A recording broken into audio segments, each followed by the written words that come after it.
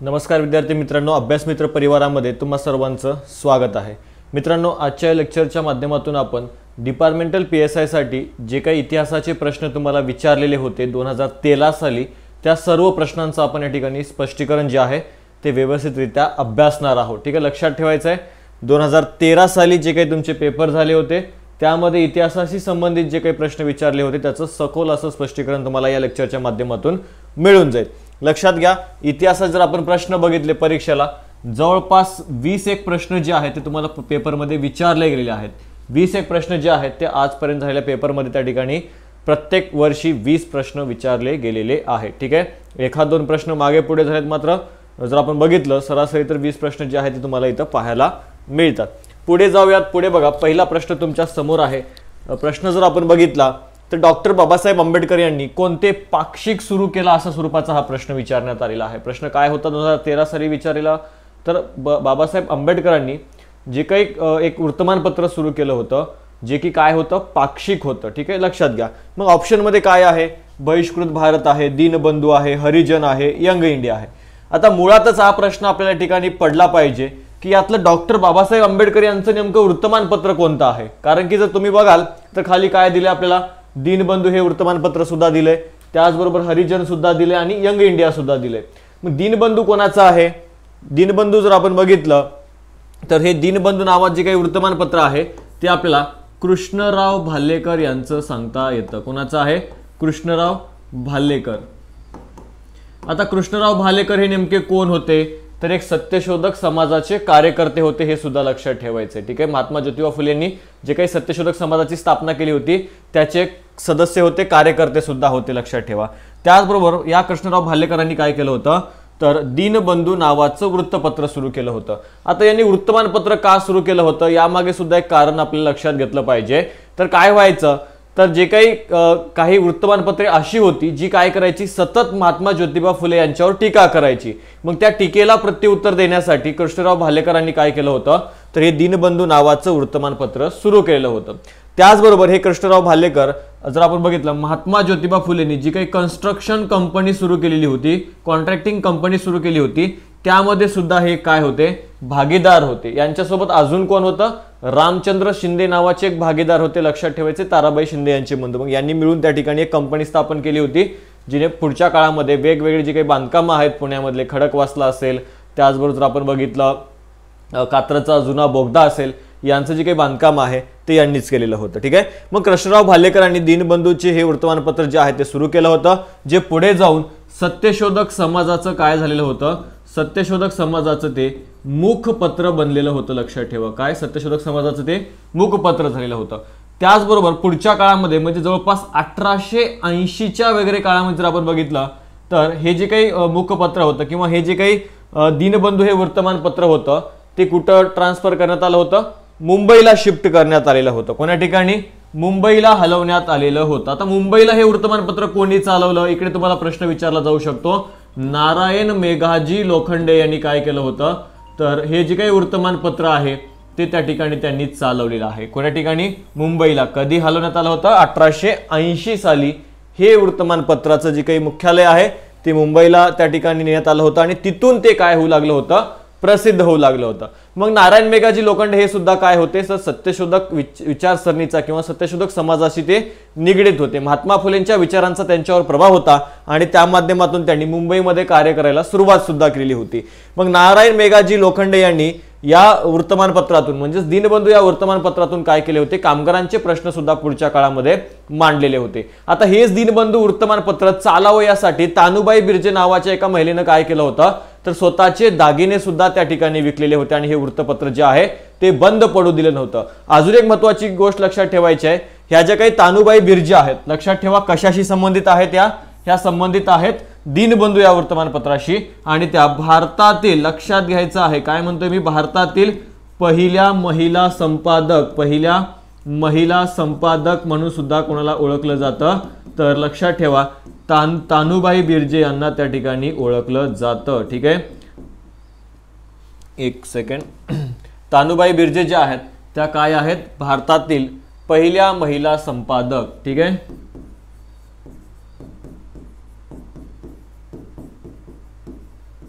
परीक्षेमध्ये तुम्हाला प्रश्न आला की भारतातल्या पहिल्या महिला संपादक किंवा दिनबंधू हे वर्तमानपत्र कोणत्या महिलेने चालवलं, तर त्या महिला आहेत तानुबाई बिर्जे. ठीक आहे, त्यांनी स्वतःचे दागिने जे आहेत ते विकलेले होते. इतक्या त्यांनी काय केलं होतं, हे वर्तमानपत्र बंद पडू नये यासाठी प्रयत्न केलेले होते. ठीक आहे, दीनबंधू, कृष्णराव भालेकर, त्याचप्रमाणे सत्यशोधक समाजाचं मुखपत्र, तसेच 1880 मध्ये मुंबईमध्ये त्या ठिकाणी ते हलवण्यात आलं होतं, जिथं नारायण मेघाजी लोखंडे यांनी ते काही काळ चालवलं आणि त्यामधून कामगारांचे प्रश्न सुद्धा मांडले. त्याचबरोबर या वर्तमानपत्राच्या पहिल्या महिला संपादक होत्या तानुबाई बिर्जे. क्लिअर आहे एवढं.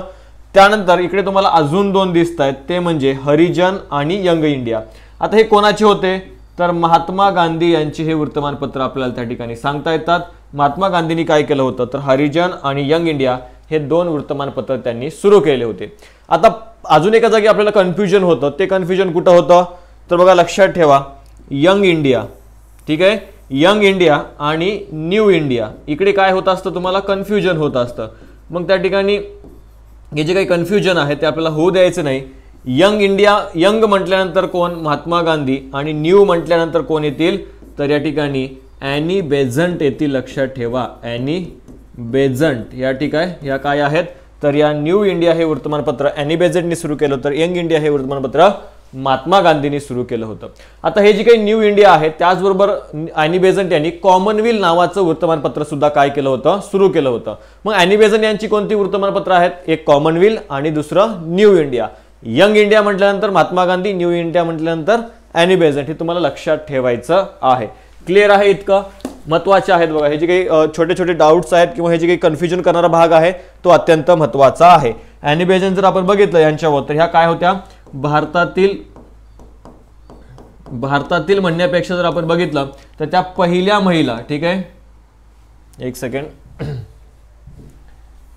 भारतातील म्हणण्यापेक्षा आपण त्यांना काय म्हणू शकतो, पहिल्या महिला.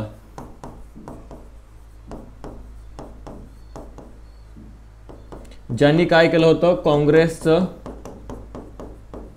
अध्यक्षपद जे आहे ते त्या ठिकाणी भूषवलेलं होतं. ठीक आहे, काँग्रेसचं अध्यक्षपद भूषवणाऱ्या पहिल्या महिला कोण आहेत, ॲनी बेझंट आहेत. तर पहिल्या भारतीय महिला कोण आहेत, सरोजिनी नायडू आहेत. हा फरक तुम्हाला लक्षात ठेवायचा आहे. ठीक आहे, पहिल्या भारतीय महिला विचारलं तर सरोजिनी नायडू, आणि फक्त पहिल्या महिला विचारलं तर ॲनी बेझंट. ठीक आहे, तर या गोष्टी ज्या आहेत त्या अत्यंत महत्त्वाच्या आपल्याला त्या ठिकाणी सांगता येतात, जेथे की आपल्याला काय होऊ शकतं, कन्फ्युजन जे आहे ते होऊ शकतं. ठीक आहे, महत्त्वाचं आहे ॲनी बेझंट आणि सरोजिनी नायडू.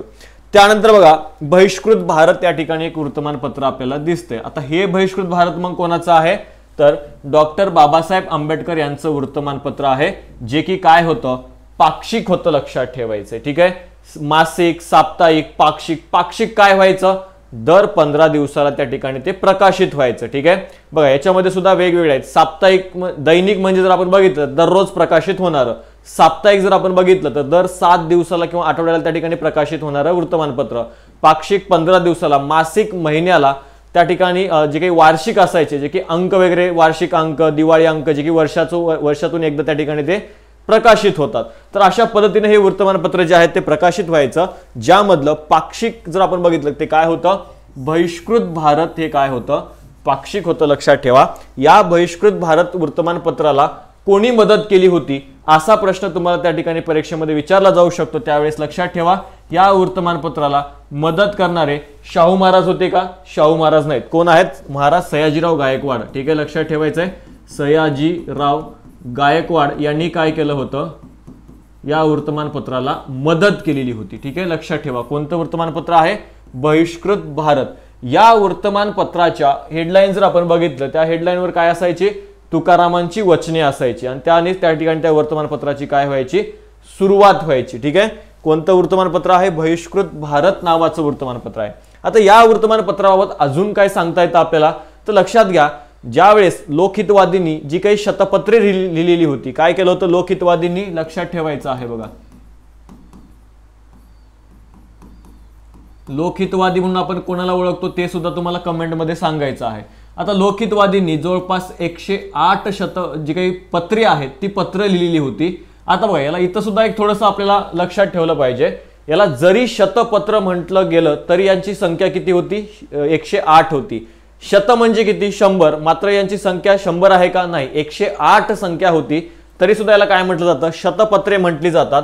आणि ही जी काही शतपत्रे आहेत ती कोणत्या वर्तमानपत्रातून, प्रभाकर नावाच्या वर्तमानपत्रातून ती प्रकाशित झालेली होती. आणि या वर्तमानपत्रातून प्रकाशित झाल्यानंतर डॉक्टर बाबासाहेब आंबेडकरांनी पुन्हाही लोकहितवादी यांची शतपत्रे प्रकाशित केली होती. मग कशातून, तर या बहिष्कृत भारतमधून. ठीक आहे, ह्या गोष्टी तुम्हाला लक्षात ठेवायचे. डॉक्टर बाबासाहेब आंबेडकरांनी लोकहितवादींची शतपत्रे पुन्हा प्रकाशित केली होती. कशातून, बहिष्कृत भारत या त्यांच्या वर्तमानपत्रामधून. ठीक आहे, तर ह्या ज्या काही महत्त्वाच्या बाबी आहेत त्या आपण या ठिकाणी अभ्यासलेल्या आहेत. ठीक आहे, लक्षात घ्यायचे अत्यंत महत्त्वाचे हे काय आहेत, पॉइंट आहेत. मग डॉक्टर बाबासाहेब आंबेडकरांची अजून कोणती वर्तमानपत्रे होती, तर त्यामध्ये आपल्याला सांगता येतात जनता आहे, बघा जनता आहे, मानवता आहे, मूकनायक आहे. आता मूकनायक हे वर्तमानपत्र 1920 साली सुरू झालेलं होतं. तर जनता आणि मानवता हे 1930 साली सुरू झालेले होते. आणि हे जे काही बहिष्कृत भारत आहे ते 1927 साली त्या ठिकाणी सुरू करण्यात आलेलं होतं. लक्षात घ्यायचंय. ठीक आहे, जनता, मानवता, मूकनायक. मूकनायक या वर्तमानपत्राला कोणी मदत केली होती, छत्रपती शाहू महाराजांनी या मूकनायक वर्तमानपत्रासाठी आर्थिक मदत केली होती. किती रुपयाची केलेली होती, जवळपास 2500 रुपये जे आहेत ते त्यांनी या मूकनायक या वर्तमानपत्रासाठी डॉक्टर बाबासाहेब आंबेडकरांना मदत केली होती. डॉक्टर बाबासाहेब आंबेडकरांना शिक्षणासाठी मदत करणारे कोण होते, महाराज सयाजीराव गायकवाड यांनी त्यांना त्यांचं शिक्षण पूर्ण करण्यासाठी किंवा त्यांना विदेशामध्ये आर्थिक मदत करण्यासाठी जे काही प्रयत्न आहेत ते सयाजीराव गायकवाड यांनी केलेले होते. ठीक आहे, तर ह्या ज्या काही महत्त्वाच्या बाबी होत्या डॉक्टर बाबासाहेब आंबेडकर यांच्याबाबतच्या त्या आपण या ठिकाणी व्यवस्थितरित्या कव्हर केलेल्या आहेत किंवा इतर जे काही ऑप्शन होते ते सुद्धा आपण व्यवस्थितरित्या अभ्यासलेले आहेत. पुढे जाऊयात. पुढे बघा, कॅबिनेट मिशनच्या सदस्यांचे नाव काय असं या ठिकाणी आपल्याला विचारलेलं आहे. आता कॅबिनेट मिशन नेमकं काय होतं ते सुद्धा आपण समजून घेऊयात थोडक्यामध्ये. ठीक आहे, काय आहे कॅबिनेट मिशन.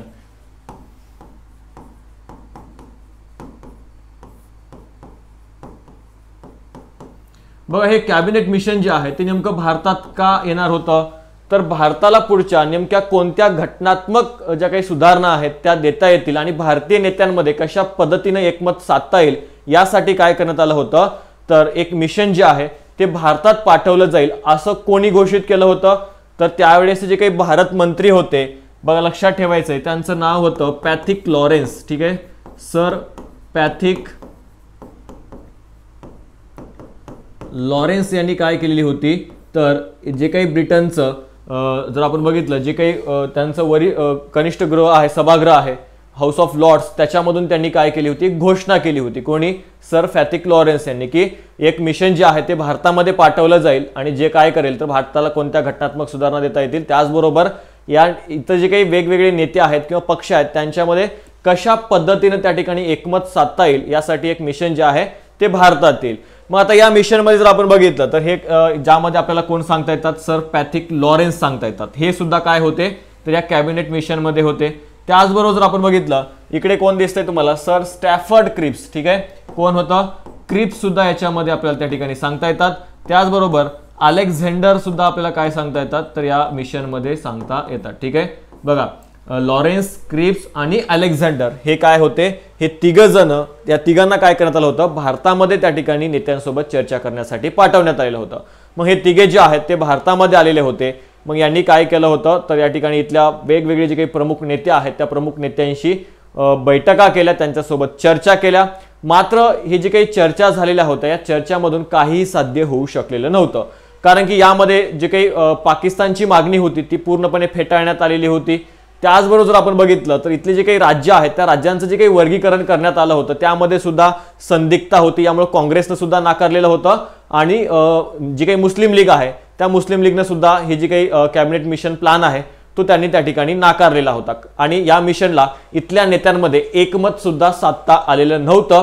त्यामुळं या तिघांनी काय केलं होतं, तर यांनी ज्या नेत्यांशी त्यांनी चर्चा केल्या त्यांचा अहवाल एकत्रित केला. त्याचबरोबर जो काही इथला व्हाईसरॉय होता मग यांच्यासोबत चर्चा झाल्या आणि यांनी स्वतःचीच एक योजना जी आहे ती या ठिकाणी प्रकाशित केली किंवा त्या ठिकाणी ही स्वतःचीच योजना जी आहे ती जाहीर केलेली होती. म्हणून याला काय म्हटलं जातं, तर याला कॅबिनेट मिशन म्हटलं जातं किंवा याला स्त्री मंत्री योजना म्हणून सुद्धा ओळखलं जातं. ठीक आहे, यालाच काय म्हटलं जातं, स्त्री मंत्री योजना.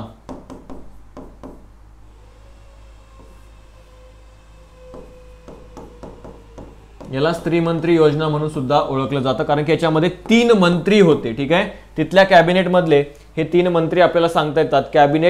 तिथल्या कॅबिनेट मधले हे काय होते तर महत्वाचे व्यक्ती आपल्याला सांगता येतात. ठीक आहे, हा भारत मंत्री होता.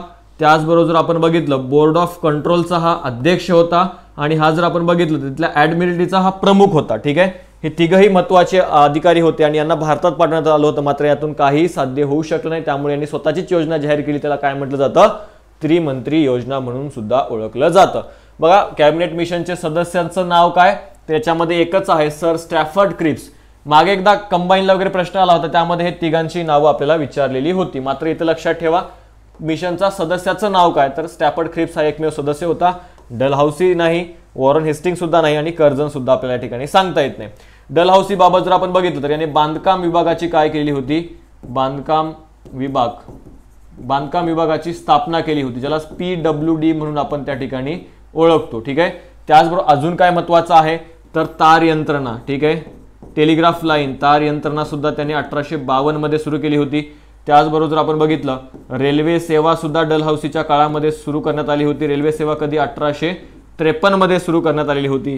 त्याचबरोबर डलहौसीच्या काळामध्ये 1856 मध्ये विधवा पुनर्विवाहाचा जो काही कायदा आहे तो सुद्धा डलहौसीच्याच काळामध्ये आणण्यात आलेला आहे. ठीक आहे, विधवा पुनर्विवाहाचा जो काही कायदा आहे तो सुद्धा या ठिकाणी या डलहौसीच्या काळामध्ये आणण्यात आलेला होता. ठीक आहे, त्याचबरोबर जर आपण बघितलं पोस्टाचा कायदा. ठीक आहे, पोस्टल ऍक्ट जो आहे तो सुद्धा कोणाच्या याच्यामध्ये आणण्यात आला होता तर लॉर्ड डलहौसीच्या काळामध्ये आणण्यात आलेला होता. ठीक आहे, तर ह्या महत्वाच्या काही बाबी आहेत ज्या तुम्हाला डलहौसीच्या बाबतीत लक्षात ठेवायचं आहे.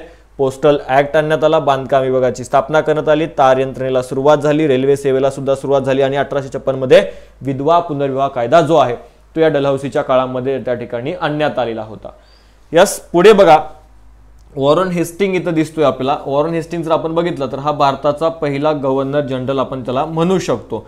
त्याचबरोबर जर आपण बघितलं तर या ठिकाणी याच्याच काळामध्ये पंचवार्षिक जी काही बंदोबस्ताची पद्धत आहे, पंचवार्षिक बंदोबस्ताची जमीन बंदोबस्ताची किंवा जमीन महसुलाची पद्धत असेल किंवा वार्षिक जमीन महसुलाची पद्धत असेल ती या वॉरन हेस्टिंगच्या काळामध्ये सुरू करण्यात आलेली होती.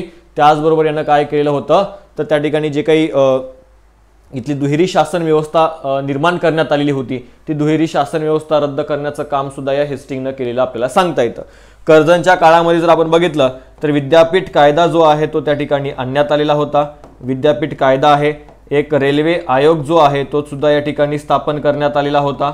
ठीक आहे, रेल्वे आयोग आहे तो सुद्धा इथं स्थापन करण्यात आला होता. दुष्काळ आयोगाची स्थापना सुद्धा याच्या काळामध्ये झालेली होती. त्याचबरोबर कर्जनच्या काळात जर आपण बघितलं बंगालची जी काही फाळणी आहे, ठीक आहे, बंगालची फाळणी सुद्धा जी काही घोषणा आहे ती या लॉर्ड कर्जनने शिमल्यावरून केली होती आणि पुढच्या काळामध्ये या बंगालची फाळणी झालेली होती, ज्यामुळं या बंगालच्या फाळणीला विरोध म्हणून भारतामध्ये काय करण्यात आलं होतं वंगभंगाची चळवळ जी आहे ती इथं सुरू करण्यात आलेली आपल्याला सांगता येते. ठीक आहे, महत्वाच्या बाबी आहेत. आता यांनी ज्यावेळेस बंगालच्या फाळणीची घोषणा केलेली होती किंवा बंगालची फाळणी का करताय असं ज्यावेळेस त्यांना विचारण्यात आलं होतं त्यावेळेस कर्जननं उत्तर दिलं होतं प्रशासनाच्या सोयीसाठी, कारण की बंगालचा जो काही हा भाग आहे तो अत्यंत मोठा आहे आणि तिथलं प्रशासन हे एकाच ठिकाणाहून करणं आम्हाला जड जातंय, अवघड जातंय, त्यामुळे प्रशासनाच्या सोयीसाठी आम्ही काय करतोय बंगालची फाळणी करतोय. मात्र यामागचा जो काही छुपा उद्देश होता तो काय होता तर इथल्या लोकांमध्ये फूट पाडणं, इथल्या हिंदू आणि मुस्लिमांमध्ये फूट पाडणं. त्याचबरोबर इथले जे काही लोक संघटित आहेत, वेगवेगळ्या संघटना स्थापन करून ब्रिटिशांना विरोध करतायत, त्यांना कुठंतरी चोप बसावा किंवा त्यांच्यावर कुठंतरी बंधनं घालता यावीत या उद्देशाने त्यांनी काय केलं होतं तर बंगालची फाळणी केलेली होती. लक्षात ठेवा. मग बंगालची फाळणी पुढे कधी रद्द झाली 1911 साली, ज्यावेळेस लॉर्ड हार्डिंग द्वितीय होता भारताचा व्हाईसरॉय, त्याच्या काळामध्ये ही जी काही बंगालची फाळणी आहे ती रद्द करण्यात आली होती.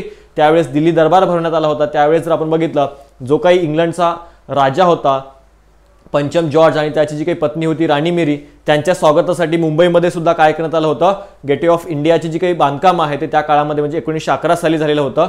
आणि ज्यावेळेस हे दरबार भरलं त्यामध्ये मात्र काय करण्यात आलं होतं बंगालच्या फाळणीची जी घोषणा आहे ती रद्द करण्यात आली होती किंवा बंगालची फाळणी जी आहे ती रद्द करण्यात आली होती. आणि 1911 साली कलकत्त्यावरून राजधानी दिल्लीला सुद्धा हलवण्यात आली. कधी लक्षात ठेवा 1911 साली जर आपण बघितलं जी काही राजधानी होती ब्रिटिश भारताची राजधानी काय होती कलकत्ता होती, ती आता कुठं हलवण्यात आली होती दिल्लीला हलवण्यात आली होती.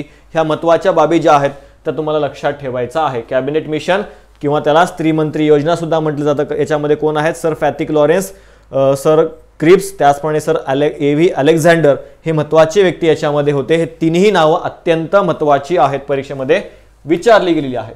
पुढे बघा 1857च्या उठावातील 2 प्रमुख नेत्यांची नावे सांगा असं विचारले आपल्याला.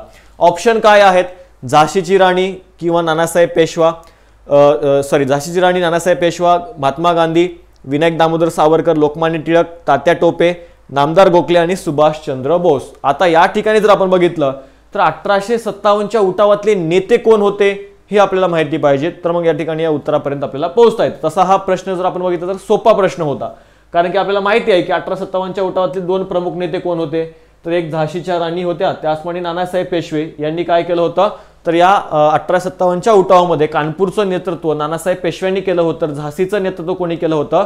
लक्षात ठेवा, राणी लक्ष्मीबाईंनी केलेलं होतं. ठीक आहे, झाशीची राणी आणि नानासाहेब पेशवे हे 2 महत्त्वाचे आपल्याला नावं इथं सांगता येतात. आता सगळ्यात महत्त्वाचं आहे की 1857चा जो काही उठाव आहे तो उठाव नेमका झाला काय, उठावाचं कारण काय होती, उठावाची कारण नेमकी काय होती. तर लक्षात ठेवा, यामध्ये वेगवेगळे कारणं आहेत ज्याच्यामध्ये आपल्याला सांगता येतं आर्थिक कारण सुद्धा सांगता येतं. ठीक आहे, आर्थिक कारण होतं, राजकीय कारण सुद्धा आपल्या ठिकाणी सांगता येतं. राजकीय कारणाबरोबरच जर आपण बघितलं तर याच्यामध्ये सामाजिक कारणं होती. सामाजिक कारणाबरोबरच अजून काय होतं? तत्कालीन कारण होतं. तत्कालीन कारण होतं. लक्षात ठेवा, हे जे काही सर्व कारणं होती या सर्व कारणांमुळे काय झालेलं आहे? 1857चा उठाव झालेला आहे. आता तत्कालीन कारण काय होतं परीक्षेमध्ये विचारलेलं आहे की तत्कालीन नेमकं कारण काय होतं. बघा, पूर्वी काय व्हायचं तर हे जे काही ब्रिटिश शिपाई आहेत, म्हणजे ब्रिटिश शिपाई म्हणलं तर आपण काय तर त्याच्यामध्ये फक्त ब्रिटिशच लोक होते का शिपाई म्हणून? तर नाही. ब्रिटिशांच्या सैन्यामध्ये भारतीय सैन्य सुद्धा होते, भारतीय सैनिक सुद्धा होते आणि त्यांचे ब्रिटनमधून आलेले सैन्य सुद्धा या ठिकाणी त्यांच्या त्या सैन्यामध्ये किंवा लष्करामध्ये होते. आता त्यांची जर संख्या आपण बघितली, समजा जवळपास 40,000 काय तर त्या ठिकाणी ब्रिटिशांचं म्हणजे ब्रिटिश लोक जे आहेत ते या ब्रिटिशांच्या सैन्यामध्ये त्या ठिकाणी नोकरीला 40,000 होते. भारतीय जर आपण बघितलं 1,40,000 काय होते? भारतीय सैन्य त्यांच्याकडे होते. म्हणजे इथले लोक जे आहेत म्हणजे भारतीयच लोकांचा फायदा घेऊन भारतीयांवरच अन्याय करण्याचं काम कोणी केलं तर या ब्रिटिशांनी केलेलं आहे. ठीक आहे, म्हणजे यांच्या सैन्यामध्ये भारतीयांची संख्या 1,40,000 आणि त्यांच्या लोकांची संख्या फक्त 40,000. मग यावरून आपण त्या ठिकाणी समजू शकतो की यांनी भारतालाच भारतीयांविरोधात त्या ठिकाणी लढवण्याचं काम ब्रिटिशांनी केलेलं आपल्याला सांगता येतं. मग आता हे जे काही भारतीय सैन्य होतं यांना पूर्वी जर आपण बघितलं एक ब्राउन बीस नावाची बंदूक होती. ठीक आहे, ब्राउन बीस नावाची एक बंदूक होती आणि या बंदुकांची जागा आता कोणी घेतलेली होती? इनफिल्ड नावाचे जे काही नवीन रायफली आहेत. ठीक आहे, इनफिल्ड नावाची एक नवीन रायफल जे आहे ते त्या ठिकाणी आलेली होती आणि या इनफिल्ड रायफली म्हणजे ब्राउन बीस या बंदुकांच्या जागी आता इनफिल्ड रायफली ज्या आहेत त्या भारतीय सैनिकांना देण्यात आलेल्या होत्या किंवा ब्रिटिश सैन्यांना त्या ठिकाणी देण्यात आल्या होत्या. मग यांचं जे काही प्रशिक्षण आहे म्हणजे आता एखादं नवीन यंत्र जर आलं तर त्याचं प्रशिक्षण त्या ठिकाणी घ्यावं लागतं किंवा नवीन बंदुका आल्या, नवीन रॉकेट लॉन्चर आले असतील तर त्याचं जे काही प्रशिक्षण आहे ते त्या ठिकाणी सैन्याला दिलं जातं. मग असंच या भारतीय सैन्याचं जे काही प्रशिक्षण आहे ते 3 ठिकाणी सुरू होतं. एक होतं त्यातलं अंबाला हे ठिकाण, त्याचबरोबर जर आपण बघितलं दुसरं होतं सियालकोट आणि तिसरं जर आपण बघितलं डमडम नावाचं एक ठिकाण आहे कलकत्त्यामध्ये. ठीक आहे, सियालकोट, अंबाला, डमडम या 3 ठिकाणी काय होतं तर या सैन्याचं प्रशिक्षण सुरू होतं. मग हे प्रशिक्षण सुरू असताना काही सैनिकांना असं जाणवलं की हे जे काही नवीन रायफली आल्यात आणि त्यामध्ये भरण्यात जे काही कारतूस आहे ते कारतूस नेमकं कशापासून बनलेलं आहे किंवा त्याचं जे काही वरचं आवरण आहे ते गायीच्या आणि डुकराच्या चरबीपासून बनलेलं आहे हे काही सैनिकांच्या त्या ठिकाणी लक्षात आलं आणि ही बातमी जी आहे ती वेगाने त्या ठिकाणी सगळ्या सैन्यामध्ये पसरली आणि त्यामुळं यांनी काय केलं होतं तर या रायफली चालवायला नकार दिला होता. कारण की हे जे काही ब्रिटिश सैन्य होतं या सैन्यामध्ये मुस्लिम होते आणि हिंदू दोन्ही त्या ठिकाणी धर्माचे लोक त्यामध्ये त्या सैन्यामध्ये होते. जर आपण हिंदूंचा जर विचार केला तर हिंदूंना गाय ही पवित्र होती, तर जी काही डुकराची चरबी आहे किंवा डुक्कर जर आपण बघितलं मुस्लिम धर्मामध्ये अपवित्र मानलं जातं. मग या ब्रिटिशांचा जो काही उद्देश आहे तो आपला धर्म बाटवण्याचा आहे, आपला जो काही आपल्या धार्मिक भावना ज्या आहेत त्या दुखावण्याचा आहेत असं या सैनिकांना वाटलं आणि पुढच्या काळामध्ये या सैनिकांनी हे जे काही मशीन आहे किंवा हे जी काही रायफल आहे ती चालवण्यास नकार दिला. त्यामुळे ब्रिटिशांनी त्यांना विरोध केला. परिणामी सैनिकांनी जर आपण बघितलं तर विद्रोह जो आहे तो या ठिकाणी केला आपल्याला सांगता येतो. हे काय होतं तत्कालीन कारण होतं, कारण की या ब्राउन बीसच्या जागी इनफिल्ड रायफली आल्या ज्याला चरबी होती. ठीक आहे, त्या चरबीमुळे त्या ठिकाणी हा जो काही वाद आहे तो पेटत गेला किंवा हा जो काही उठावाचं स्वरूप जे आहे ते पुढच्या काळामध्ये पाहायला मिळतं. मात्र हा जो काही उठाव आहे, ठीक आहे, हा उठाव नियोजित स्वरूपामध्ये करण्याचं काम कोणी सुरू केलेलं होतं, तर नानासाहेब पेशव्यांनी एक तारीख सुद्धा निश्चित केली होती की आपल्याला या तारखेला काय करायचं आहे, उठाव करायचा आहे. आणि त्यानुसार त्यांनी आपले जे काही गुप्त लोक आहेत त्यांना त्या ठिकाणी प्रत्येक जे काही संस्थान आहे त्या संस्थानामध्ये पाठवलेलं होतं. उठावाची तारीख त्यांच्यापर्यंत पाठवण्यात आलेली होती.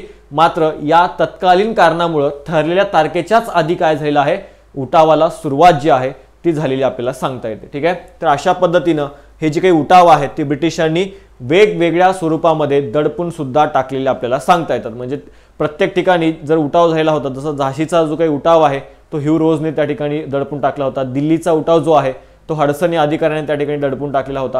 म्हणजे प्रत्येक जो काही ब्रिटिश अधिकारी आहे त्या ब्रिटिश अधिकाऱ्यांनी ते उठाव जे आहे ते दडपून टाकलेले आपल्याला सांगता येतात. त्यामुळं या उठाव जे आहे त्या ठिकाणी अपयश आलेलं होतं. जरी अपयश आलं असलं तरी भविष्यामध्ये जे काही वेगवेगळ्या संघटना स्थापन झाल्या किंवा वेगवेगळे जे काही क्रांतिकारी संघटना इथं स्थापन झाल्या त्याला एक प्रेरणा देण्याचं काम या 1857च्या उठावानं केलेलं आपल्याला सांगता येतं. ठीक आहे, झाशीची राणी आणि त्याचप्रमाणे नानासाहेब पेशवे हे काय होते, या हे दोन जी नावं आहेत ती आपल्याला उठावाशी संबंधित सांगता येतात. आता तुम्हाला वाटेल की इथं तात्या टोपे सुद्धा दिलेत, मात्र दोन प्रमुख नेत्यांची नावे. आता लोकमान्य टिळक होते का 1857च्या उठावामध्ये, तर लोकमान्य टिळक नव्हते, लक्षात घ्यायचंय. त्यामुळं 1856 मध्ये वगैरे जर आपण बघितलं तर लोकमान्य टिळकांचा जन्म झालेला होता. त्यामुळं या उठावामध्ये यांचा असण्याचा संबंध नाही. गांधीजींचा नाही, सावरकर सुद्धा नव्हते, गोखले नव्हते, सुभाषचंद्र बोस सुद्धा नव्हते. आता इकडे जर आपण बघितलं विनायक दामोदर सावरकर सुद्धा दिले. विनायक दामोदर सावरकरांनी काय केलं होतं, तर 1857च्या उठावाचं किंवा 1857चं स्वातंत्र्य समर नावाचा जो काही ग्रंथ आहे किंवा पुस्तक आहे ते त्यांनी त्या ठिकाणी लिहिलेलं होतं, लक्षात ठेवा. आता हे जे काही स्वातंत्र्य समर आहे, या स्वातंत्र्य समर या ग्रंथाचे जे काही प्रती आहेत त्या वेगवेगळ्या प्रती त्या ठिकाणी छापण्यात आल्या होत्या. मात्र ब्रिटिशांनी त्यावर काय केलं होतं, बंदी घातलेली होती. कारण की यातून प्रेरणा लोकांना मिळू लागलेली होती. त्यामुळे या पुस्तकाच्या प्रसारावर किंवा छापण्यावर बंदी घातली. तरी सुद्धा हे पुस्तक जे आहे ते लपून छपून का होईना ते भारतात आणण्यात आलं. आणि या पुस्तकाची जी काही दुसरी आवृत्ती आहे ती भगतसिंग जे आहे त्या भगतसिंगांनी काय केलं होतं, तर याची दुसरी आवृत्ती जी आहे ती छापलेली होती, लक्षात ठेवा. ठीक आहे, तर विनायक दामोदर सावरकरांनी 1857चं स्वातंत्र्य समर नावाचा ग्रंथ लिहिला होता. त्याचबरोबर 10 मे तारीख लक्षात ठेवा, 10 मे 1907 ही जी काही तारीख आहे या तारखेला त्यांनी काय केलं होतं, 50वा वर्धापन दिन किंवा 50वा जो काही वाढदिवस आहे या 1857च्या उठावाचा तो त्यांनी त्या ठिकाणी इंडिया हाऊसमध्ये साजरा केला होता. कुठे, इंडिया हाऊसमध्ये. इंडिया हाऊस बाबत आपण पुढे अभ्यासणारच आहोत डिटेलमध्ये. मात्र लक्षात ठेवा 10 मे 1907 साली 50वा जो काही वर्धापन दिन आहे किंवा वाढदिवस जो आहे तो त्या ठिकाणी त्यांनी साजरा केला होता. कुठे, तर इंडिया हाऊसमध्ये. कोणी, विनायक दामोदर सावरकरांनी. कधी, 1907 साली. किती वर्ष झाले होते, 50 वर्ष या घटनेला पूर्ण झाले होते. त्यामुळे त्यांनी तिथं साजरा केला होता, लक्षात ठेवा. ठीक आहे, ह्या गोष्टी ज्या आहेत यातल्या अत्यंत महत्त्वाच्या आपल्याला सांगता येतात. सुभाषचंद्र बोस जर आपण बघितलं तर यांनी काय केलं होतं, आझाद हिंद सेनेची स्थापना केली होती. आणि आझाद हिंद सेनेच्या माध्यमातून यांना काय करायचं होतं, भारतातून ब्रिटिशांना घालवून द्यायचं होतं किंवा भारतामध्ये त्या ठिकाणी भारताला स्वातंत्र्य मिळवून देण्यासाठी त्यांनी आझाद हिंद सेनेची स्थापना केली होती. तर नामदार गोखले जर आपण बघितलं तर 1905 साली भारत सेवक समाजाची त्यांनी स्थापना केली होती. कशाची स्थापना, भारत सेवक समाजाची स्थापना केली होती. हे लक्षात ठेवा. देश सेवेसाठी कार्यकर्ते निर्माण करण्यासाठी या भारत सेवक समाजाची स्थापना गोपाळकृष्ण गोखले यांनी केली होती. गोपाळकृष्ण गोखले कोण होते, महात्मा गांधीजींचे राजकीय गुरु होते, लक्षात ठेवा. अत्यंत महत्त्वाचं आहे. महात्मा गांधीजींचे राजकीय गुरु कोण होते, गोपाळकृष्ण गोखले होते. आणि गोपाळकृष्ण गोखले ज्या वेळेस दक्षिण आफ्रिकेमध्ये गेले होते तिथे जाऊन गांधीजींना त्यांनी विनंती केली. त्यानुसार गांधीजी भारतात आले आणि त्यांनी इथं काय केलं होतं, आपल्या सत्याग्रहाचे प्रयोग जे आहेत ते महात्मा गांधीजींनी केलेले होते. लोकमान्य टिळकांच्या वरती जर आपण बघितलं तर लोकमान्य टिळकांनी काय केलं होतं, होम रूल चळवळची स्थापना केली होती. होम रूल चळवळ. ठीक आहे, होम रूल चळवळ. यस, लक्षात ठेवा. 1916-17 सालामध्ये ही चळवळ जी आहे ती अत्यंत वेगाने पसरलेली होती. खूप साऱ्या महत्त्वाच्या नेत्यांनी त्याचबरोबर इथल्या सामान्य लोकांनी सुद्धा या होम रूल चळवळीला तितकाच प्रतिसाद जो आहे तो दिला होता. ॲनी बेझंट आणि या ठिकाणी लोकमान्य टिळक यांनी आयर्लंड या देशाच्या धर्तीवर भारतामध्ये काय केली होती, या होम रूल चळवळीची स्थापना केलेली आपल्याला सांगता येते. ठीक आहे, तर अशा पद्धतीनं हे जे काही 1857चा उठाव आहे त्यामधले आर्थिक, राजकीय, सामाजिक आणि तत्कालीन कारण होतं ते अत्यंत महत्त्वाचं आहे. त्यानुसार हे जे काही उठाव आहे तो आपल्याला पाहायला मिळतो. ठीक आहे, पुढे जाऊयात आपण. विधवा विवाहाला चालना मिळावी यासाठी कोणी विधवा विवाह उत्तेजक मंडळाची स्थापना केली, संस्थेची स्थापना केली. म्हणजेच काय, तर विधवा विवाहाला चालना मिळावी म्हणजे विधवांचं सुद्धा पुढे लग्न झालं पाहिजे यासाठी कोणी ही विधवा विवाह उत्तेजक मंडळाची स्थापना केली असा या ठिकाणी प्रश्न विचारलेला आहे। ऑप्शनमध्ये आहेत कर्वे, आगरकर, शाहू महाराज आणि महात्मा ज्योतिबा फुले। आता जर विचार केला तर या ठिकाणी लक्षात ठेवा, हे जे काही मंडळ आहे किंवा ही जी काही संस्था आहे, संस्था स्थापन करून काम करणारे कोण होते? कर्वे होते, लक्षात ठेवायचं आहे। ठीक आहे, कोण आहेत? धोंडो केशव कर्वे, नाव महत्वाचं आहे, धोंडो केशव कर्वे यांनी काय केलं होतं? या विवाह उत्तेजक मंडळाची स्थापना केलेली होती, लक्षात ठेवा। धोंडो केशव कर्वे यांनाच काय म्हटलं जातं? अण्णासाहेब कर्वे। ठीक आहे, हे सुद्धा लक्षात ठेवा, महत्वाचं आहे। अण्णासाहेब किंवा अण्णा म्हणून सुद्धा त्यांना त्या ठिकाणी ओळखलं जातं। कोणाला? धोंडो केशव कर्वे यांना अण्णासाहेब कर्वे। लुकिंग बॅक नावाचं त्यांचं काय होतं? लुकिंग बॅक नावाचं त्यांनी काय केलं होतं? आत्मचरित्र जे आहे ते लिहिलं होतं। ठीक आहे, यांच्या आत्मचरित्राचं नाव काय? लुकिंग बॅक नावाचं आत्मचरित्र जे आहे ते त्यांनी लिहिलं होतं। अजून काय महत्वाचं आहे तर बघा, समता नावाचं मासिक त्यांनी सुरू केलं होतं। ठीक आहे, कोणतं मासिक? समता नावाचं मासिक सुरू करणारे सुद्धा कोण होते? धोंडो केशव कर्वे। कोणतं मासिक? समता नावाचं मासिक सुद्धा कोणी सुरू केलं होतं? धोंडो केशव कर्वे यांनी सुरू केलं होतं। त्याचबरोबर अजून काय महत्वाचं आहे यांच्याबाबत तर यांनी अनाथ बालिकाश्रम, ठीक आहे, अनाथ बालिकाश्रमाची सुद्धा काय केलेली होती? तर स्थापना जी आहे ती केली होती। अनाथ बालिकाश्रमाची स्थापना करणारे सुद्धा कोण आहेत? तर धोंडो केशव कर्वे आपल्याला सांगता येतात। पुढे 1916 साली त्यांनी काय केलं होतं? तर पहिलं महिला विद्यापीठ, ठीक आहे, महिला विद्यापीठ। बघा, बऱ्याचदा इथं प्रश्न त्या ठिकाणी विचारलाच जातो आपल्याला की देशातलं पहिलं महिला विद्यापीठ जे आहे ते स्थापना करणारे कोण आहेत? तर कर्वे त्या ठिकाणी आपल्याला सांगतात, ज्यांनी पहिलं महिला विद्यापीठ जे आहे ते स्थापन केलं होतं। आता पुढे जर आपण बघितलं तर 1920 ला वगैरे या विद्यापीठाला जवळपास 15 लाखाची काय करण्यात आली होती? आर्थिक मदत करण्यात आलेली होती। एक ठाकरसी नावाचे मोठे उद्योजक व्यापारी होते, त्यांनी या विद्यापीठाला जर आपण बघितलं तर 20 लाख रुपये किंवा 15 लाख रुपयाची जी काही रक्कम आहे ती आर्थिक मदत केली होती। त्यामुळं या पहिल्या महिला विद्यापीठाचं नाव बदलून श्रीमती नातीबाई दामोदर ठाकरसी, जी की त्या व्यापाऱ्याच्या आईचं नाव होतं, ते नाव जे आहे त्या महिला विद्यापीठाला देण्यात आलेलं होतं। म्हणून सध्या आपण त्यांना काय म्हणून ओळखतो? SNDT विद्यापीठ किंवा SNDT युनिव्हर्सिटी म्हणून त्या ठिकाणी आपण ओळखतो। आता ही प्रेरणा कुठून मिळाली होती? ते ज्यावेळेस जपानच्या दौऱ्यावर गेले होते, मग जपानच्या दौऱ्यावर असताना तिथं या जपान देशामध्ये काय होते? महिला विद्यापीठ होते आणि त्या देशातले महिला विद्यापीठ पाहून असेच विद्यापीठ आपल्या भारतामध्ये, आपल्या महाराष्ट्रात असावेत असा त्यांचा विचार झाला। पुढे ते भारतात आले आणि महाराष्ट्रामध्ये त्यांनी हे पहिलं महिला विद्यापीठ जे आहे ते सुरू केलं होतं। पहिल्या महिला विद्यापीठाचे पहिले कुलगुरू कोण होते असा प्रश्न तुम्हाला परीक्षेमध्ये विचारला जाऊ शकतो। त्यासाठी लक्षात ठेवा, पहिले कुलगुरू कोण होते? रा गो भांडारकर। ठीक आहे, रा गो भांडारकर हे काय होते? याचे पहिले कुलगुरू आपल्याला सांगता येतात। कशाचे? या पहिल्या महिला विद्यापीठाचे पहिले कुलगुरू कोण आहेत? रा गो भांडारकर। त्याचबरोबर अजून जर आपण यांच्या महत्त्वाच्या बाबी बघितल्या तर यांनी काय केलं होतं? तर शारदा सदन मधल्या, ठीक आहे, शारदा सदन कोणाचं होतं हे सुद्धा माहिती असणं महत्त्वाचं आहे। शारदा सदन जर आपण बघितलं, पंडिता रमाबाई, यस, पंडिता रमाबाई यांनी काय केलं होतं? शारदा सदनची स्थापना केली होती। कोण्या ठिकाणी? मुंबईला केलेली होती, लक्षात ठेवा। त्यानंतर काही कारणास्तव म्हणजे या ठिकाणी मुली ज्या आहेत त्या अपुऱ्या असल्यामुळं त्या ठिकाणी या संस्थेचं जे काही मुख्यालय आहे किंवा ही संस्था जी आहे ती पुण्याला शिफ्ट करण्यात आली होती, कारण की तिथं मुली कमी होत्या म्हणून। हे कारण जे आहे ते आयोगानंच दिलेलं आहे, लक्षात ठेवा। ठीक आहे, मग हे शारदा सदन मध्ये जर आपण बघितलं तर एक त्या ठिकाणी एक विधवा मुलगी होती किंवा एक विधवा स्त्री होती, जिचं जर नाव आपण बघितलं गोदूबाई। ठीक आहे, या गोदूबाईंसोबत म्हणजे गोदूबाईंचं सुद्धा काय झालं होतं? तर यांच्या पतीचं निधन झालं होतं। मग त्या एक विधवा म्हणून या शारदा सदनमध्ये त्या ठिकाणी सहभागी झाल्या होत्या, पुढे शिक्षण जे आहे ते त्या घेत होत्या। मात्र जर आपण बघितलं, धोंडो केशव कर्वे यांची काही पहिली पत्नी होती, त्यांचं सुद्धा निधन झालं होतं। मग त्यांनी काय केलं आहे?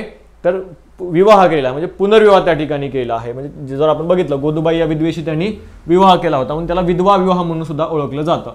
मग यांच्यासोबत त्यांनी जो विवाह आहे तो धोंडो केशव कर्वे यांनी केला। मग यांचं जे काही गोदूबाई यांचं नाव आहे ते लग्नानंतर त्यांनी बदललेलं होतं आणि काय ठेवलेलं होतं? आनंदीबाई। ठीक आहे, लक्षात ठेवा, आनंदीबाई कर्वे सुद्धा म्हणून ओळखलं जातं, त्यांनाच बाया कर्वे म्हणून सुद्धा ओळखलं जातं। ठीक आहे, बाया कर्वे, आनंदीबाई कर्वे म्हणून सुद्धा त्यांना ओळखलं जातं। ठीक आहे, कोणत्या सदनमधल्या आहेत? पंडिता रमाबाई यांनी स्थापन केल्या शारदा सदनमधल्या गोदूबाई यांच्यासोबत धोंडो केशव कर्वे यांनी पुनर्विवाह केलेला होता।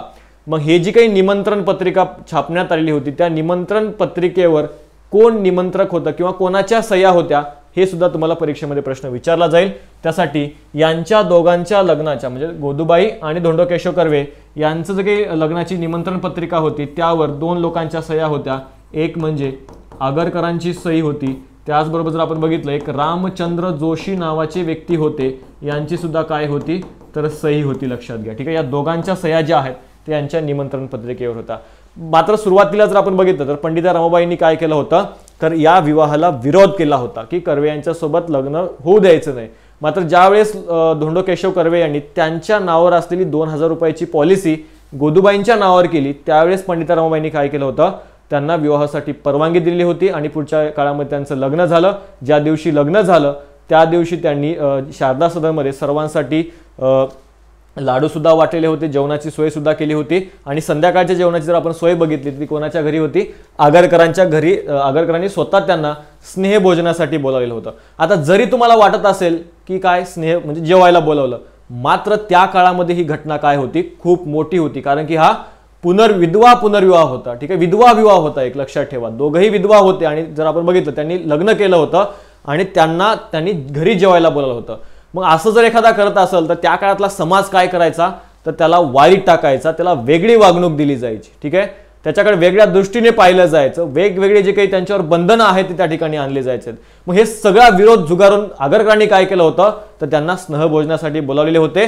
त्याचबरोबर त्यांच्या लग्नाला सुद्धा उपस्थित असणारे कोण होते आगरकर होते। ठीक आहे, जरी घटना साध्या वाटत असल्या तर त्या काळात जर विचार केला तर ह्या घटना साध्या आहेत का, अजिबात साध्या नाहीत। ठीक आहे, लक्षात घ्या, कारण की आज जरी तुम्ही समाजामध्ये बघाल तर एका विधवेला जर त्या ठिकाणी एका विधवेचं जर लग्न झालं तर त्या ठिकाणी तिच्याकडे बघण्याचा जो काही दृष्टिकोन आहे समाजाचा आजचा सुद्धा कसा आहे वेगळा आपल्याला पाहायला मिळतो। तर मात्र तो काळ बघितला आणि त्या काळामध्ये जर हा निर्णय बघितला तर तो कसा आहे अत्यंत त्या ठिकाणी महत्त्वाचा आहे। यस, क्लिअर आहेत सर्व गोष्टी। तर त्यासाठी आगरकरांनी सुद्धा काय केलं होतं मदत केलेली होती, लक्षात ठेवा। आता शाहू महाराजांच्या जर बाबतीत बघितलं तर शाहू महाराजांनी सुद्धा काय केलं होतं आंतरजातीय विवाह। ठीक आहे, लक्षात ठेवा, शाहू महाराजांनी नाही केला, आंतरजातीय जे काही विवाह आहेत त्या आंतरजातीय विवाहांना मान्यता देणारा कायदा जो आहे तो त्यांनी त्यांच्या संस्थानामध्ये लागू केला होता। कोणी शाहू महाराजांनी जवळपास 100च्या वर आंतरजातीय विवाह जे आहे ते त्यांनी लावून दिले होते। ठीक आहे, त्यातले जे काही 45 किंवा 25 जे काही विवाह आहेत ते स्वतः त्या ठिकाणी शाहू महाराजांनी लावून दिले आहेत, लक्षात ठेवा। ठीक आहे, म्हणजे यांचा सुद्धा काय होता आंतरजातीय विवाहांना त्या ठिकाणी मान्यता होती। फुलेंनी सुद्धा काय केलं होतं तर लक्षात ठेवा पहिला पुनर्विवाह जो आहे विधवा पुनर्विवाह जो आहे तो त्यांनी घडवून आणलेला होता, लक्षात ठेवा। म्हणजे सगळ्यांनी काय केलं आहे आंतरजातीय विवाह असतील, पुनर्विवाह असतील, विधवा पुनर्विवाह असतील, यांच्यासाठी त्यांनी महत्त्वाचं जे काही योगदान आहे ते या सुधारकांनी दिलं आहे। यस, क्लिअर आहे पॉईंट सर्व। अत्यंत महत्त्वाचा जो काही भाग आहे तो आपण या ठिकाणी कव्हर केलेला आहे। यस, या गोष्टी आपण पुढे जाऊयात। आता मुंबई विद्यापीठातून MA झालेल्या पहिल्या महिला कोण आहेत असा प्रश्न आपल्याला इथं विचारण्यात आलेला आहे। कुठल्या मुंबई विद्यापीठातून। आता लक्षात घ्यायचं आहे बघा, महत्त्वाचं आहे, त्यासाठी एक तुम्हाला 1882 मध्ये जर आपण बघितलं तर एक कमिशन जे आहे ते नेमण्यात आलेलं होतं। ठीक आहे, कधी 1882 मध्ये हंटर कमिशन जे आहे ते हंटर कमिशन नेमण्यात आलं होतं। हे हंटर कमिशन सुद्धा कशी संबंधित होतं शिक्षणाशी संबंधित असलेलं आपल्याला हंटर कमिशन सांगता येतं। त्याचबरोबर 1854 मध्ये जर आपण बघितलं तर वुड्सचा खलिता जो आहे, ठीक आहे, वुड्सचा खलिता जो आहे तो त्या ठिकाणी प्रकाशित करण्यात आला होता। यालाच काय म्हटलं जातं भारताचा इंग्रजी शिक्षणाचा, हा शब्द लक्षात ठेवा मित्रांनो, अत्यंत महत्त्वाचा आहे। भारताच्या इंग्रजी शिक्षणाचा मॅग्ना कार्टा म्हणून ओळखलं जातं। कशाला तर या वुड्सच्या खलित्याला। ठीक आहे, वुड्सच्या खलित्याला इंग्रजी शिक्षणाचा मॅग्ना कार्टा म्हणून त्या ठिकाणी ओळखलं जातं। मग यामध्ये नेमक्या शिफारशी काय होत्या तर बघा, यामध्ये जर आपण बघितलं तर भारतामध्ये काय करलं जावं, भारतामध्ये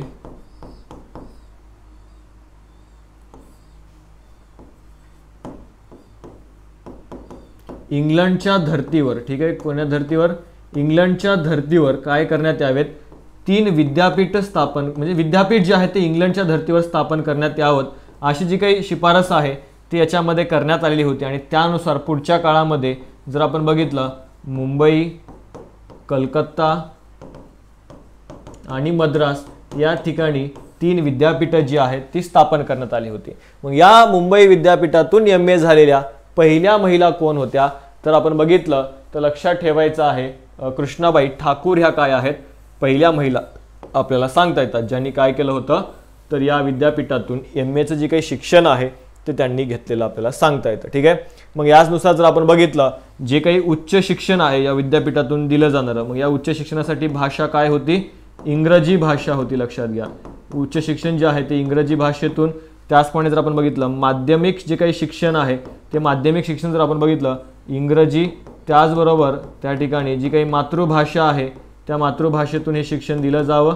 त्याचबरोबर जे काही प्राथमिक शिक्षण होतं ते प्राथमिक शिक्षण फक्त आणि फक्त मातृभाषेतून दिलं जावं असं याच्यामध्ये एक तरतूद जी आहे ती करण्यात आलेली होती. ठीक आहे. पुढच्या काळामध्ये ही विद्यापीठं सुद्धा स्थापन झालेली होती आणि त्यानुसार जर आपण बघितलं तर वेगवेगळ्या इथल्या ज्या काही सुधारक आहेत त्या सुधारकांनी या विद्यापीठामध्ये शिकून इथल्या सुधारणा म्हणजे समाजात सुधारणा करण्यासाठी त्यांनी प्रयत्न सुद्धा केलेले आहे. ठीक आहे. तर या गोष्टी यातल्या महत्त्वाच्या आपल्याला सांगता येतात. आता पुढे बघा, भारतीय असंतोषाचे जनक म्हणून कोणाला ओळखले जाते? ठीक आहे, महत्त्वाचं आहे अत्यंत. काय म्हटलेलं आहे? भारतीय असंतोषाचे जनक म्हणून कोणाला ओळखले जाते? ऑप्शन बघूयात आपण. इकडे दिसतंय महात्मा गांधी, दादाबाई नौरोजी, लाला लजपत राय, लोकमान्य टिळक.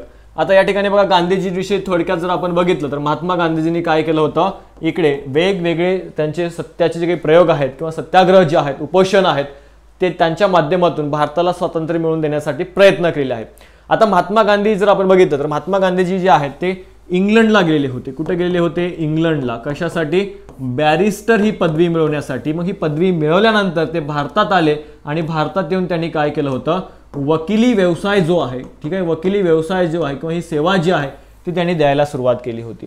मग या ठिकाणी ते वकिली करत असताना एक गुजरातमधला व्यापारी होता. त्या गुजरातमधल्या व्यापाऱ्यानं काय केलं होतं, महात्मा गांधीजींना एक त्यांचा जो काही व्यापाराशी संबंधित खटला जो आहे तो दक्षिण आफ्रिकेमध्ये सुरू होता आणि तो खटला लढवण्यासाठी त्या व्यापाऱ्यानं महात्मा गांधीजींना वकील म्हणून कुठं पाठवलं होतं? दक्षिण आफ्रिकेमध्ये पाठवलं होतं. ज्यावेळेस ते दक्षिण आफ्रिकेमध्ये गेले होते आणि तिथं गेल्यानंतर तिथल्या भारतीय लोकांची, त्याचप्रमाणे तिथले जे काही कृष्णवर्णीय लोक आहेत यांची परिस्थिती ज्यावेळेस महात्मा गांधींच्या लक्षात आली, त्याचबरोबर महात्मा गांधीजींना सुद्धा जी काही दिली गेलेली वागणूक होती ती सुद्धा त्यांच्या लक्षात आली आणि त्यानुसार पुढे त्यांनी त्यांच्या जे काही हत्यार आहेत, त्यांचे काही शस्त्र आहेत, तर म्हणजे सत्याग्रह आणि उपोषण, ठीक आहे, याला त्यांनी सुरुवात केली आणि त्या माध्यमातून इथल्या लोकांना न्याय मिळवून देण्यासाठी, हक्क मिळवून देण्यासाठी त्यांनी दक्षिण आफ्रिकेमध्ये जो काही लढा उभारला होता आणि पुढच्या काळामध्ये तो यशस्वी सुद्धा झाला होता. त्यानुसार ते भारतात आले. भारतात येऊन त्यांनी सुरुवातीला पूर्ण भारत जो आहे तो भ्रमण केला, कारण की गोखलेंनी त्यांना सांगितलं होतं की तुम्ही जर भारतात जाल तर लगेच चळवळ हातात न घेता किंवा सत्याग्रह न करता तुम्ही आधी भारतीयांचे प्रश्न समजून घ्या आणि त्यानंतर तुम्ही काय करा, तर सत्याग्रहाला सुरुवात करा. त्यानुसार ते 2 वर्ष फिरले आणि त्यानंतर पुढे त्यांनी त्यांचे जे काही सत्याग्रह आहेत ते करायला सुरुवात केली होती. पहिला त्यांनी कोणत्या ठिकाणी केला होता? चंपारण्य लढा. ठीक आहे, बिहारमध्ये जर आपण बघितलं तर या ठिकाणी त्यांनी जिथले नीळ पिकवणारे जे काही शेतकरी होते त्या चंपारण्य इथल्या नीळ पिकवणाऱ्या शेतकऱ्यांसाठी त्यांनी काय केलं होतं? सत्याग्रह केलेला होता. लक्षात ठेवा, महत्त्वाचा आहे हा. त्यांचा भारतातला पहिला कायदेभंगाचा प्रयोग होता. लक्षात ठेवायचं आहे. कशाचा? पहिला कायदेभंगाचा प्रयोग जर कोणता होता तर चंपारण्य इथला सत्याग्रह आपल्याला सांगता येतं. आता चंपारण्यमध्ये जर आपण बघितलं तर ज्यावेळेस इथं सत्याग्रहाला गेलेले होते तिथल्या जो काही जिल्ह्याचा प्रमुख होता त्याने काय केलं होतं, महात्मा गांधींना जिल्हा सोडून जाण्याचे आदेश दिलेले होते. तरी सुद्धा महात्मा गांधींनी ते आदेश पाळले नाहीत. या उलट जर आपण बघितलं तर इतर जे काही नेते होते, लोकमान्य टिळक असतील किंवा त्यांच्यासारखे इतर महत्त्वाचे नेते असतील, त्यांना ज्यावेळेस ब्रिटिश सांगायचे की तुम्ही जिल्हा सोडून जा किंवा मुंबई सोडून जा, पंजाब सोडून जा, त्यावेळेस ते काय करायचे, त्या निर्णयाचा निषेध करायचे, मात्र जिल्हा सोडून जायचे. मात्र महात्मा गांधींनी काय केलं होतं, याला विरोध केला होता. महात्मा गांधींनी तो आदेश मोडला होता, कायद्याचा भंग केला होता. म्हणून चंपारण्य सत्याग्रह हा काय होता, महात्मा गांधींचा देशातला पहिला कायदेभंगाचा प्रयोग आपल्याला सांगता येतं. त्यानंतर जर बघितलं चंपारण्य आहे, खेडा सत्याग्रह सुद्धा आपल्याला त्या सांगता येतो. खेडा सत्याग्रह हा त्यांचा काय होता, पहिला असहकाराचा प्रयोग होता. लक्षात ठेवा. ठीक आहे, पहिला असहकाराचा प्रयोग होता. तर जो काही अहमदाबाद गिरणी कामगार लढा आहे, कोणता? गिरणी कामगार लढा, हा त्यांचा काय होता, पहिला उपोषण होतं त्यांचं. ठीक आहे, पहिलं उपोषण भारतातलं त्यांनी अहमदाबाद मधल्या गिरणी कामगारांसाठी केल्याचं आपल्याला सांगता येतं. ठीक आहे, चंपारण्य सत्याग्रह पहिला कायदेभंगाचा प्रयोग भारतातला, खेडा सत्याग्रह पहिला भारतातला असहकाराचा प्रयोग, अहमदाबाद गिरणी कामगारांचा लढा पहिलं भारतातलं उपोषण. ठीक आहे, महात्मा गांधीजी. ठीक आहे, दादाभाई नौरोजी जर आपण बघितलं तर दादाभाई नौरोजी यांनी काय केलं होतं ते लक्षात घ्या. यांनी पहिल्यांदा, ठीक आहे, प्रथम जर आपण बघितलं भारताचं राष्ट्रीय उत्पन्नाची गणना जी आहे ती कोणी केलेली होती, तर लक्षात ठेवा दादाभाई नौरोजी यांनी केली होती। त्यावेळेस त्यांना दरडोई उत्पन्न किती आढळलेलं होतं, 20 रुपये इतकं त्या ठिकाणी दरडोई उत्पन्न जे आहे ते दादाभाई नौरोजींना आढळलेलं होतं। त्याचबरोबर ब्रिटिश भारतातून कशा पद्धतीने लूट करतायत त्याचा सिद्धांत म्हणजे आर्थिक निस्सारणाचा सिद्धांत मांडणारे सुद्धा कोण होते, दादाभाई नौरोजी आपल्याला सांगता येतात। पुढे लाला लाजपत राय यांच्या बाबतीत जर बघितलं तर यांनी सायमन कमिशन विरोधात काय केलं होतं, मोठ्या प्रमाणामध्ये ब्रिटिशांना जर आपण बघितलं विरोध केला होता। कशामध्ये, सायमन कमिशन। ज्यावेळेस सायमन कमिशन भारतामध्ये आलेलं होतं 1928 मध्ये, त्यावेळेस त्यांनी काय केलं होतं, सायमनच्या विरोधामध्ये लोकांना एकत्रित करून आंदोलन उभं केलेलं होतं। सायमन गो बॅकचे नारे देत होते। त्यावेळेस ती गर्दी पांगवण्यासाठी पोलिसांनी लाठी हल्ला केला होता आणि त्या लाठी हल्ल्यामध्ये हे जखमी झाले आणि पुढच्या काळामध्ये त्यांचं निधन झालं होतं। त्याचा बदला घेण्यासाठी, त्याचा बदला जो आहे तो भगतसिंगांनी घेतलेला होता, लक्षात ठेवा। ठीक आहे, लाला लाजपत राय सुद्धा महत्त्वाचे आपल्याला सांगता येतात।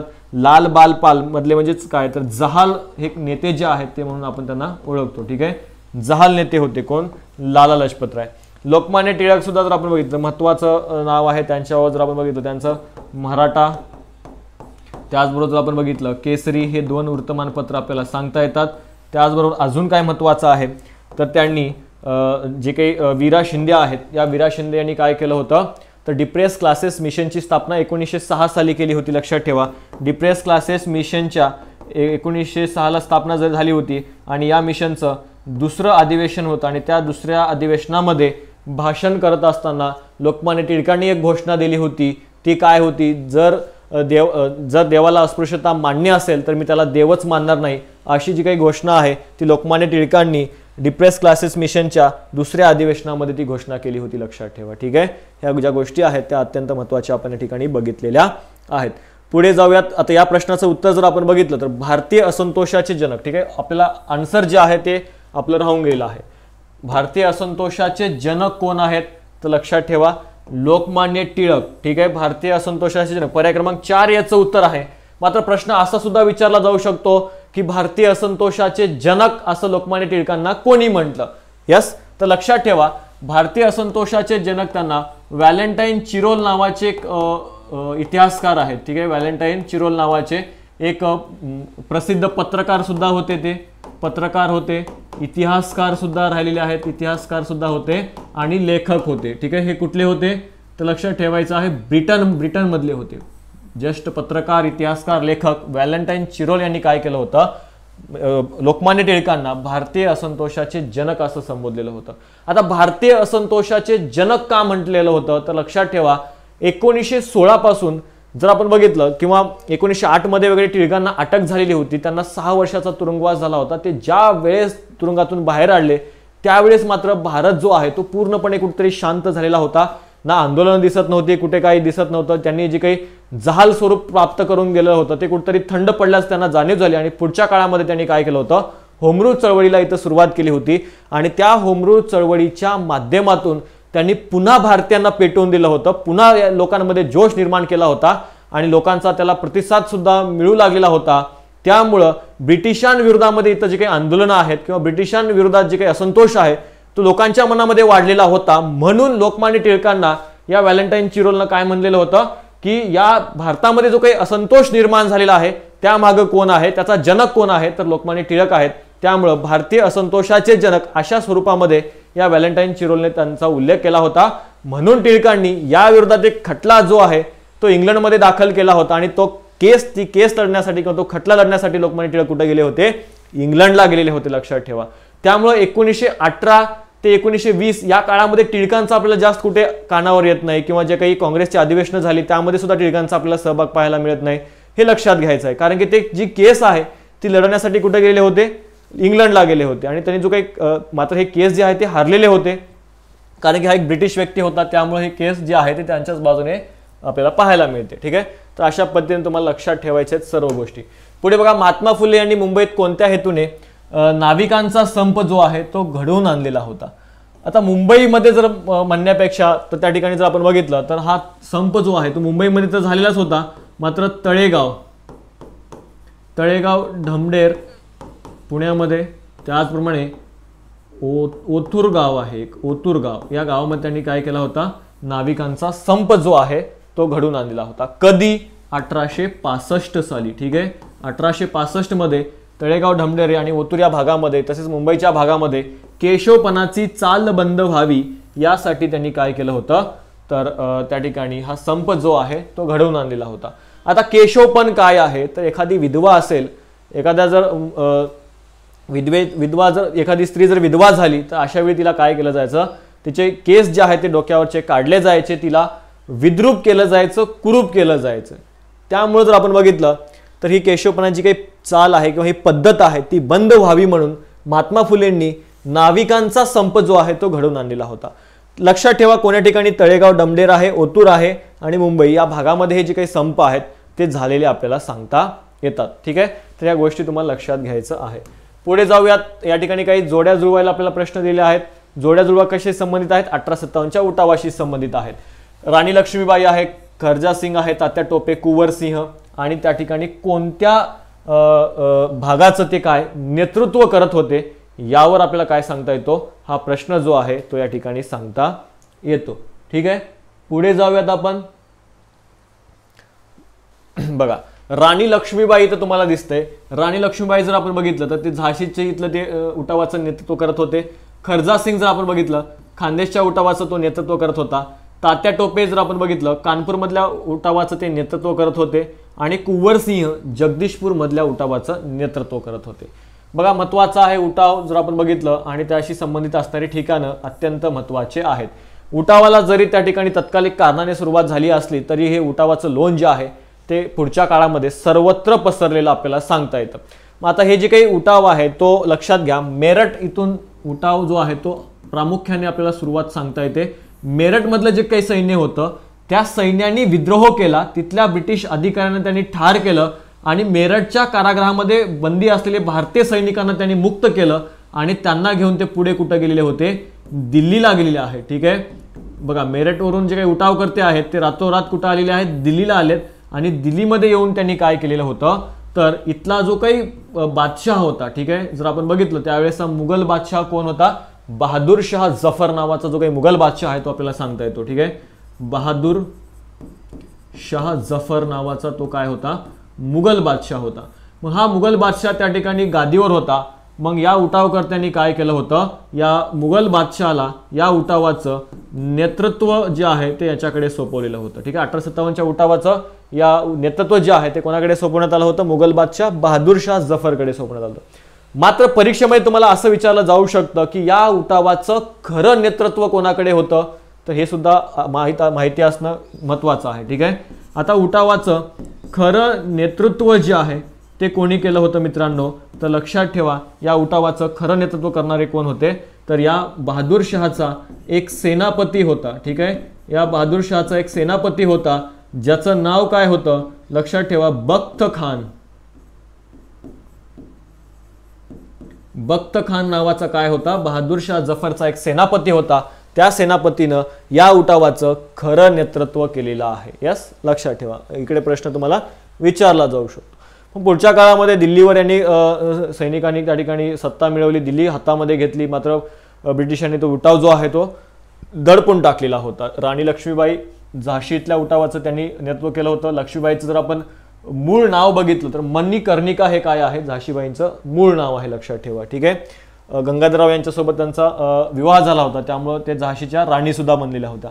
खर्जा सिंह आहे खानदेश, ख लक्षात ठेवू शकता, खर्जा सिंह खानदेश. खानदेशामध्ये जर आपण बघितलं तर अजून दोन नावं सांगता येतात, एक आहे भीमा नाईक आणि दौलत सिंग. ही दोन नावं सुद्धा आपल्यासाठी अत्यंत महत्वाची आहेत, ज्यांनी खानदेशामध्ये काय केलं होतं, उठाव जे आहेत ते केला होता, भीमा नाईक आणि दौलत सिंग. त्याचबरोबर खर्जा सिंग कुठले आहेत, खानदेशच्या उठावाशी संबंधित आहेत.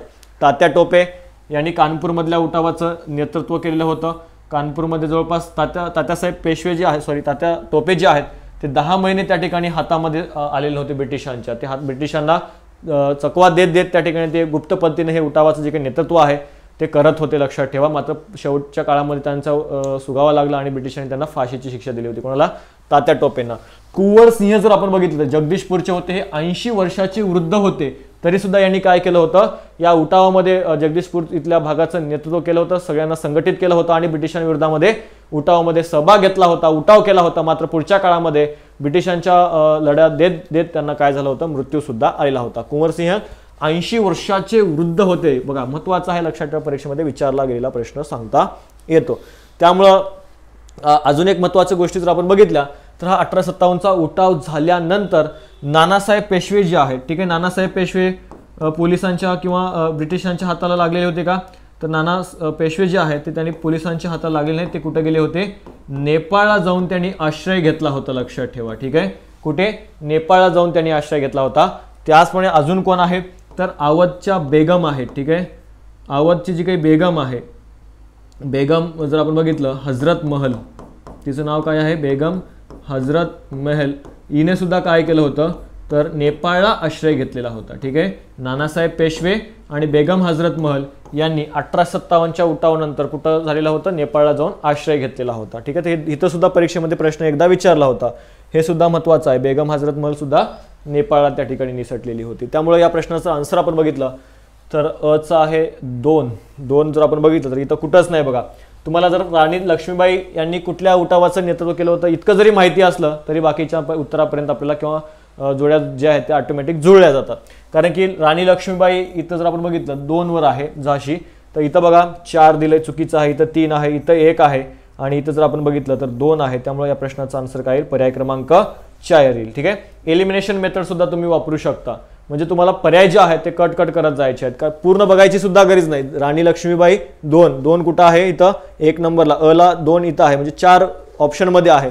त्यामुळे इथं येईल का 4, 3, 1, गरजच नाही ना. त्यामुळं असं सुद्धा तुम्हाला एखाद्या वेळेस कर्जासिंग माहिती नसेल, कुंवरसिंह कुठलं नेतृत्व करत माहिती नसेल, तर अशा वेळी अशा पद्धतीने सुद्धा तुम्ही काय करू शकता, उत्तरापर्यंत पोहोचू शकता. एलिमिनेशन मेथड जी आहे ती तुम्हाला वापरायची आहे.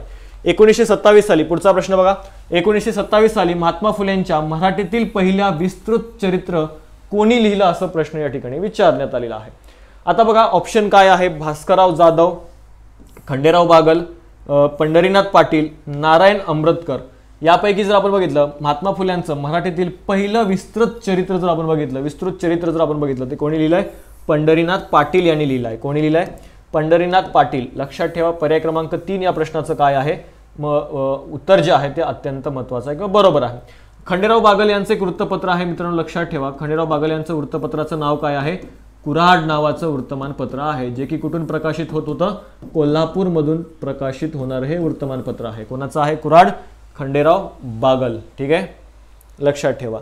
त्यानंतर महात्मा फुल्यांबाबत जर आपण बघितलं तर त्यांचे जे काही ग्रंथ आहेत ती ग्रंथ संपदा सुद्धा अत्यंत महत्त्वाची आहे. महात्मा फुलेंची ग्रंथ संपदा अत्यंत महत्त्वाची आहे. त्यांच्या बाबतीत जर आपण बघितलं तर सार्वजनिक सत्यधर्म नावाचा ग्रंथ त्यांनी लिहिला होता. त्याचप्रमाणे जर आपण बघितलं ब्राह्मणांचे कसब हा ग्रंथ सुद्धा त्यांचा होता. त्यानंतर सत्सार भाग 1 व सत्सार भाग 2 असे 2 खंड सुद्धा त्यांनी काय केले होते, प्रकाशित केले होते. पुढे जर आपण बघितलं शेतकऱ्यांचा असूड हा ग्रंथ सुद्धा कोणाचा होता, महात्मा फुलेंचा होता. त्याचबरोबर जर आपण बघितलं तर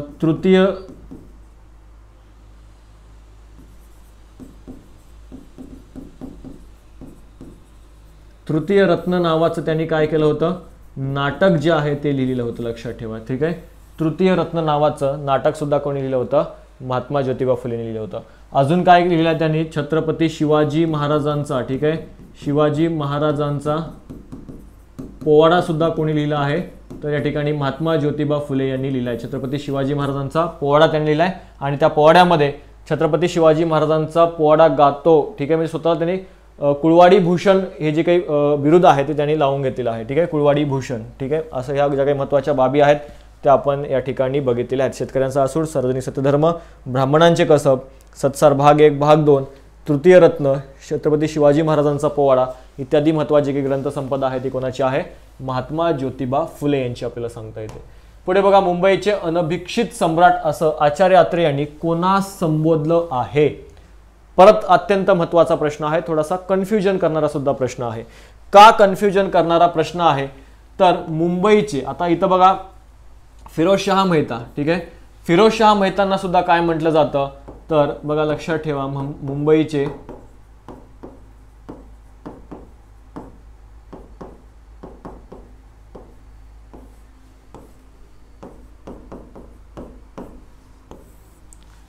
इकडे कन्फ्युजन करणारा प्रश्न आहे, ठीक आहे. एकीकडे काय म्हटलंय, मुंबईचे अनभिक्षित सम्राट, आणि इकडे काय म्हटलेलं आहे, मुंबईचे अनभिक्षित राजा. आता बघा लक्षात ठेवा, कंबाईनला प्रश्न आला होता. हा डिपार्टमेंटल PSI जो काही पेपर झाला होता त्यामध्ये 2013 साली अशा स्वरूपाचा प्रश्न आला होता. मात्र यावेळेस जर आपण बघितलं की मुंबईचे अनभिक्षित सम्राट आचार्य अत्रे यांनी कोणास संबोधलं असं याच्यामध्ये दिलेलं आहे. त्यामुळे याचा आन्सर काय असेल, जगन्नाथ शंकर शेट असेल.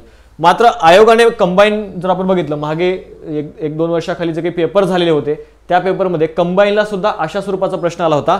मात्र त्यावेळेस काय करण्यात आलं होतं, 1885 ते 1915 या काळामध्ये मुंबईचे अनभिक्षित राजा म्हणून कोणास ओळखलं जातं. त्यावेळेस मात्र लक्षात काय ठेवायचं आपल्याला, तर फिरोजशाह मेहता, ठीक आहे. मुंबईचे अनभिक्षित राजा कोणत्या काळात, 1885 ते 1915 या काळामध्ये कोण होते, तर लक्षात ठेवा फिरोजशाह मेहता. इसवी सन देण्यामागचं कारण काय होतं, तर जर आपण बघितलं म्हणजे 1860 वगैरे नाना शंकर शेट यांचा मृत्यू झालेला होता. तिथून पुढे म्हणजे 1885 ते 1915 या काळात कोण होतं, फिरोजशाह मेहता होते. त्यामुळं मुंबईचे अनभिक्षित राजा जर तुम्हाला विचारलं तर ते आहेत फिरोजशाह मेहता. मुंबईचे अनभिक्षित सम्राट तुम्हाला विचारलं कोणाच्या मते, आचार्य अत्रे यांनी कोणाला संबोधलं होतं, तर ते नाना शंकर शेट यांना, ठीक आहे, जगन्नाथ शंकर शेट यांना. त्याचबरोबर फिरोजशाह मेहता यांना काय म्हटलं जातं, मुंबईचा सिंह सुद्धा म्हटलं जातं. मुंबईचा सिंह सुद्धा त्यांना म्हटलं जातं. कोणाला, लक्षात ठेवा, फिरोजशाह मेहता यांना मुंबईचा सिंह म्हणून सुद्धा त्या ठिकाणी आपण ओळखत असतो. त्याचबरोबर फिरोजशाह मेहता यांच्यावर अजून काय महत्त्वाचं आहे मित्रांनो, तर जे की लक्षात ठेवायचं आहे, काय कसे बॉम्बे प्रेसिडेन्सी असोसिएशनची स्थापना करण्यात आलेली होती, लक्षात ठेवा, ठीक आहे. 1 जानेवारी 1885 साली बॉम्बे प्रेसिडेन्सी असोसिएशन या संस्थेची किंवा संघटनेची स्थापना करण्यात आली होती. आणि या संघटनेच्या स्थापनेमध्ये फिरोजशाह मेहता यांचा काय होता, सहभाग होता. बद्रुद्दीन तय्यबजी, KT तेलंग आणि फिरोजशाह मेहता या तिघांनी मिळून काय केलं होतं, तर या बॉम्बे प्रेसिडेन्सी असोसिएशनची स्थापना 1 जानेवारी 1885 साली केली होती. आणि या तिघांना एकत्रितरित्या काय म्हटलं जातं, ब्रदर्स इन लॉ म्हणून सुद्धा त्या ठिकाणी ओळखलं जातं. कारण की तिघही काय होते, वकील होते, लक्षात ठेवा. ज्यावेळेस राष्ट्रीय काँग्रेसचं पहिलं अधिवेशन पार पडलं होतं त्या अधिवेशन पार पाडण्याची जी काही जबाबदारी आहे ती सुद्धा कोणी स्वीकारलेली होती, बॉम्बे प्रेसिडेन्सी असोसिएशनने, ठीक आहे. म्हणजे 1885 28 डिसेंबर 1885 साली काय झालं होतं, राष्ट्रीय काँग्रेसची स्थापना झालेली होती, ठीक आहे. आणि याची स्थापना कधी झाली होती, 1 जानेवारीला. बॉम्बे प्रेसिडेन्सी असोसिएशन जानेवारीमध्ये स्थापना झाली आणि डिसेंबरमध्ये जे अधिवेशन पार पडलं होतं त्याची जबाबदारी त्यांनी स्वीकारलेली होती, लक्षात ठेवा, ठीक आहे. जगन्नाथ शंकर शेट यांच्यावर जर आपण बघितलं, त्यांना अनभिक्षित सम्राट असं कोणी म्हटलेलं होतं, आचार्य अत्रे यांनी म्हटलेलं आहे, लक्षात ठेवा. आणि मुंबईचे शिल्पकार, इकडे सुद्धा तुमचं कन्फ्युजन होतं, ठीक आहे. मुंबईचे शिल्पकार असं त्यांना कोणी म्हटलेलं होतं, असं जर तुम्हाला परीक्षेमध्ये प्रश्न विचारला तरी सुद्धा तुम्ही काय होता, कन्फ्यूज होता. आता 2 गोष्टी तुम्हाला लक्षात ठेवायच्या आहेत. त्या 2 गोष्टी म्हणजेच काय, तर जगन्नाथ शंकर शेट यांना मुंबईचे अनभिक्षित सम्राट असं कोणी म्हटलं, त्याचबरोबर जगन्नाथ शंकर शेट यांना मुंबईचे शिल्पकार असं कोणी म्हटलं, हे दोन्ही वेगवेगळं आहे, लक्षात ठेवा.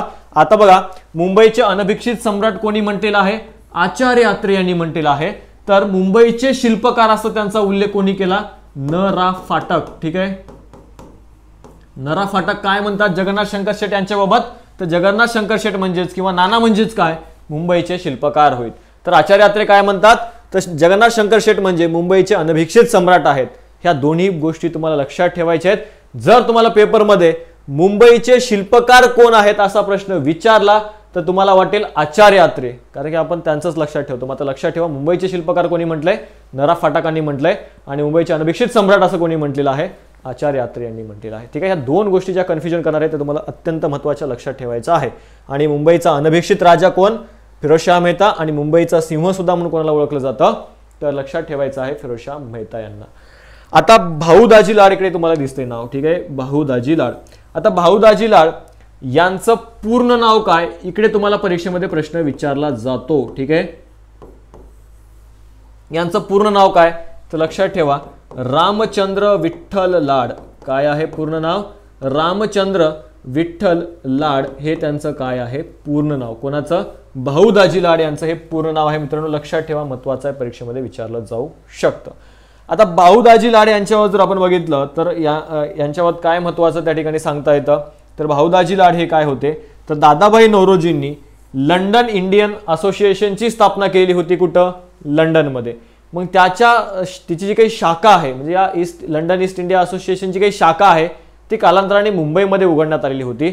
मग त्या मुंबई शाखेचे अध्यक्ष कोण होते, तर भाऊ दाजी लाड होते. लक्षात ठेवा. ठीक आहे, भाऊ दाजी लाड यांच्यावर जर आपण बघितलं तर त्यांनी कुष्ठरोगावर एक औषध सुद्धा त्या ठिकाणी शोधून काढलेलं होतं, म्हणून त्यांना धन्वंतरी म्हणून सुद्धा आपण ओळखतो. कारण ते वेगवेगळे प्रयोग करायचे आणि आजारांवर रोगांवर औषध शोधायचे, म्हणून त्यांना धन्वंतरी म्हणून ओळखलं जातं. एक काष्ट नावाचा वनस्पती आहे. कोणता, लक्षात ठेवा काष्ट नावाचा वनस्पती आहे. त्या वनस्पतीपासून त्यांनी एक ऑइल जे आहे किंवा एक तेल जे आहे ते बनवलेलं होतं. कशासाठी, कुष्ठरोगावर उपायासाठी, इलाजासाठी, म्हणून त्यांना धन्वंतरी म्हणून सुद्धा आपण ओळखतो. पूर्ण नाव आहे विठ्ठल रामचंद्र विठ्ठल लाड. ठीक आहे, हे कशाचे पहिले चिटणीस होते यावर सुद्धा परीक्षेमध्ये प्रश्न आला. जगन्नाथ शंकर शेट यांनी जे काही बॉम्बे असोसिएशनची स्थापना केली होती त्याचे पहिले सचिव सुद्धा आपल्याला कोण सांगता येतात, भाऊ दाजी लाड. ठीक आहे, पुढे जाऊयात आपण. या प्रश्नाचा आन्सर आहे पर्याय क्रमांक 1. बघा 28 डिसेंबर 1885 रोजी भरलेल्या काँग्रेसच्या पहिल्या अधिवेशनाचे अध्यक्ष कोण होते असा प्रश्न आपल्या समोर आहे. ठीक आहे, कधी बघा 28 डिसेंबर 1885 रोजी भरलेल्या काँग्रेसच्या पहिल्या अधिवेशनाचे अध्यक्ष आपल्याला या ठिकाणी विचारलं गेलेलं आहे. यस,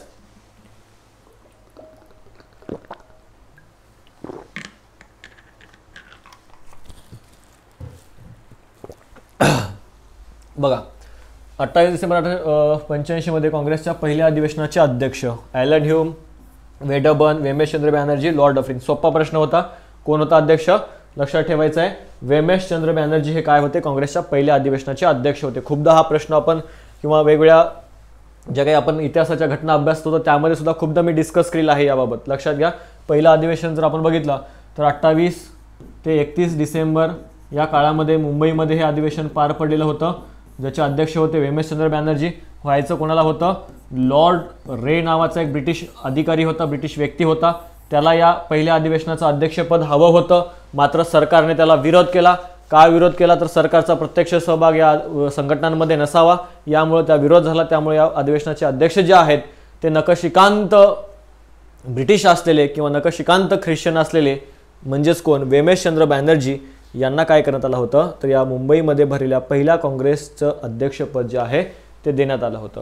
या वेमेशचंद्र बॅनर्जीने काय केलं होतं, ख्रिश्चन धर्म स्वीकारलेला होता. लक्षात ठेवा. ठीक आहे, आणि ॲलन ह्यूम जो आहे, ॲलन ॲक्टिव्ह ह्यूम यानं काय केलं होतं, राष्ट्रीय काँग्रेसची स्थापना केलेली होती. काँग्रेसची स्थापना करणारा कोण होता, ब्रिटिश व्यक्ती होता, ज्याचं नाव काय होतं, ॲलन ह्यूम होता.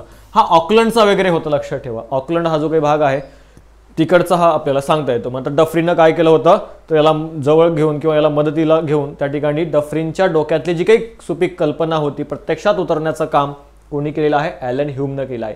डफरीन कोण होता, तर डफरीन त्यावेळेसचा व्हाईसरॉय होता. 1885 मध्ये राष्ट्रीय काँग्रेसची स्थापना झाली होती, त्यावेळेस भारताचा व्हाईसरॉय कोण होता, तर लॉर्ड डफरीन होता. लक्षात ठेवा, डफरीननं काय केलं होतं, तर अशी संघटना असावी जी संघटना काय करेल, तर त्या ठिकाणी आपल्यासमोर भारतीयांचे प्रश्न मांडेल, त्याचपणे त्यांच्या समस्या मांडेल, मात्र काय होऊ देणार नाही, इथल्या लोकांचा जो काही मनातला असंतोष आहे त्या असंतोषाचा उद्रेक होणार नाही, इथं कोणतं जाळपोळ होणार नाही किंवा ब्रिटिशांची हत्या होणार नाही, रस्त्यावर हे येणार नाहीत.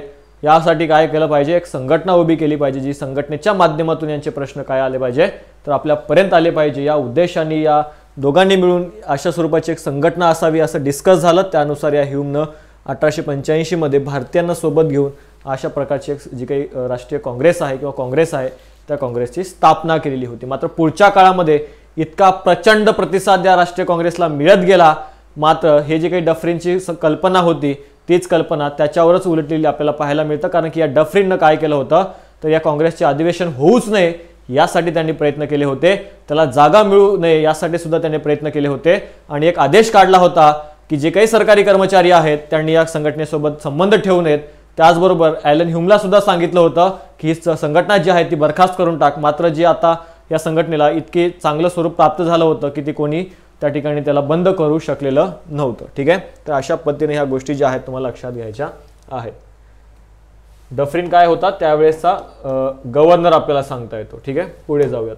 कोणत्या समाज सुधारकाने 26 जुलै 1902ला मागासवर्गीयांसाठी 50% जागा राखीव ठेवण्याचं जाहीर केलं होतं? कोण आहेत? शाहू महाराज आहेत. ठीक आहे, शाहू महाराजांनी त्यांच्या संस्थानामध्ये आरक्षण जे आहे किंवा 50% जे काही जागा आहेत ते मागासवर्गीयांसाठी काय केलं होतं तर त्यांनी राखीव ठेवलेल्या होत्या. लक्षात ठेवायचंय, त्या काळामध्ये हे करणारे पहिले सुधारक आपल्याला सांगता येतात. त्याचबरोबर त्यांनी वेगवेगळ्या जातीतल्या विद्यार्थ्यांसाठी वसतिगृह सुद्धा काय केलेले होते, सुरू केलेले होते.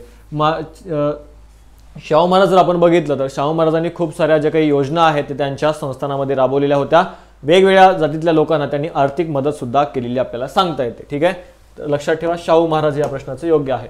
मराठी भाषेचे पहिले व्याकरणकार म्हणून कोणाला ओळखलं जातं? तर मराठी भाषेचे पहिले व्याकरणकार जर आपण बघितलं दादोबा पांडुरंग तरखडकर यांना आपण त्या ठिकाणी मराठी भाषेचे पहिले व्याकरणकार म्हणून त्या ठिकाणी ओळखतो. लक्षात घ्या. आता दादोबा पांडुरंग तरखडकर यांच्यावर जर आपण बघितलं यांनी काय केलं होतं म्हणून याला मराठी भाषेचे व्याकरणकार म्हणून किंवा पहिले व्याकरणकार म्हणून ओळखतो आपण, तर यांनी मराठी व्याकरणाचं एक लघु पुस्तिका लिहिलेली होती. ठीक आहे, लघु पुस्तिका जी आहे ती त्यांनी लिहिलेली होती. त्यामुळं अशी जी काही मराठी भाषेतली पहिली लघु पुस्तिका आहे ती त्यांनी लिहिलेली होती म्हणून त्यांना काय म्हटलं जातं तर मराठी भाषेचे व्याकरणकार म्हणून आपण त्या ठिकाणी ओळखतो. ही जी काही मराठी भाषेचं लघुपुस्तक आहे ते खूप काळ पाठ्यपुस्तकामध्ये सुद्धा होतं किंवा विद्यार्थ्यांना त्याचा शिक्षणामध्ये सुद्धा उपयोग जो आहे तो होताना आपल्याला दिसतो. दादोबा पांडुरंग तरखडकरांनीच काय केलं होतं, मानव धर्म सभा. ठीक आहे, मानव धर्मसभेची स्थापना केलेली होती. मानव धर्मसभेची स्थापना कोण्या ठिकाणी केली, इथं तुम्हाला परीक्षेमध्ये प्रश्न विचारला जातो. मानव धर्मसभेची स्थापना त्यांनी जर आपण बघितलं सुरत या ठिकाणी केलेली होती. लक्षात ठेवा, सुरत या ठिकाणी का केली होती, कारण की सुरतमध्ये जे काही एल्फिस्टन महाविद्यालय होतं त्या ठिकाणी त्यांना शिक्षकाची नोकरी मिळाली होती म्हणून ते सुरत या ठिकाणी गेले होते. आणि तिथं असतानाच दुर्गादास मंचराम असतील किंवा शंकर दलपतराय असतील, दुर्गादास मंचराम आणि शंकर दलपतराय यांना सोबत घेऊन मानव धर्मसभेची स्थापना त्यांनी त्या ठिकाणी सुरतमध्ये केलेली होती. लक्षात घ्या. न्यायमूर्ती रानडे, महादेव गोविंद रानडे यांच्यावर जर आपण बघितलं तर सार्वजनिक सभेशी त्यांचा संबंध आपल्याला सांगता येतो. त्याचबरोबर जी काही राष्ट्रीय सामाजिक परिषद आहे, ठीक आहे, काँग्रेसच्या अधिवेशनामध्ये राष्ट्रीय सामाजिक परिषदेचं सुद्धा अधिवेशन भरायचं, ती परिषद त्या ठिकाणी भरवली जावी म्हणून त्यांनी प्रयत्न केले होते आणि त्यांच्या प्रयत्नाला यश आलं. मद्रास जे काही अधिवेशन होतं त्या अधिवेशनामध्ये 1887 पासून काँग्रेसच्याच अधिवेशनामध्ये सामाजिक प्रश्नांवर सुद्धा चर्चा होण्यासाठी ते अधिवेशन पार पडल्यावर राष्ट्रीय सामाजिक परिषदेचं सुद्धा अधिवेशन त्या ठिकाणी भरायचं. ठीक आहे. बाळशास्त्री जांभेकर यांना आपण काय म्हणून ओळखतो, दर्पणकार म्हणून सुद्धा ओळखतो. त्यांनी मराठी भाषेतलं पहिलं वर्तमानपत्र जे आहे ते सुरू केलं होतं, ज्याचं नाव काय आहे, दर्पण. कधी केलं होतं तर 1832 मध्ये केलेलं होतं. लक्षात ठेवा. पुढे 1840 मध्ये जर आपण बघितलं तर हे दर्पण वर्तमानपत्रावर जवळपास 800 रुपयाचा खटला दाखल करण्यात आला होता. त्यामुळे हे वर्तमानपत्र पुढच्या काळामध्ये बंद पडलं आणि 1840 मध्ये दिग्दर्शन नावाचं जे काही मराठीतलं पहिलं मासिक आहे ते बाळशास्त्री जांभेकरांनी सुरू केलं होतं. लक्षात ठेवा, दर्पण आणि दिग्दर्शन बाळशास्त्री जांभेकर. ठीक आहे. दर्पणकार म्हणून सुद्धा आपण त्यांना ओळखत असतो. खालीलपैकी कोणत्या समाजाने वारकरी संप्रदायाची शिकवण आधारभूत मानली? ठीक आहे. वारकरी संप्रदायाची शिकवण जर आपण बघितलं तर प्रार्थना समाजाने काय केलं आहे, आधारभूत त्या ठिकाणी मांडलेली आहे. प्रार्थना समाजाची मुळात स्थापना जर आपण बघितली, जरी ब्राह्मो समाजाच्या तत्वावर आधारित असली तरी यांची तत्व जरी सारखी असली तरी एका बाबतीत आपल्याला फरक सांगता येतो.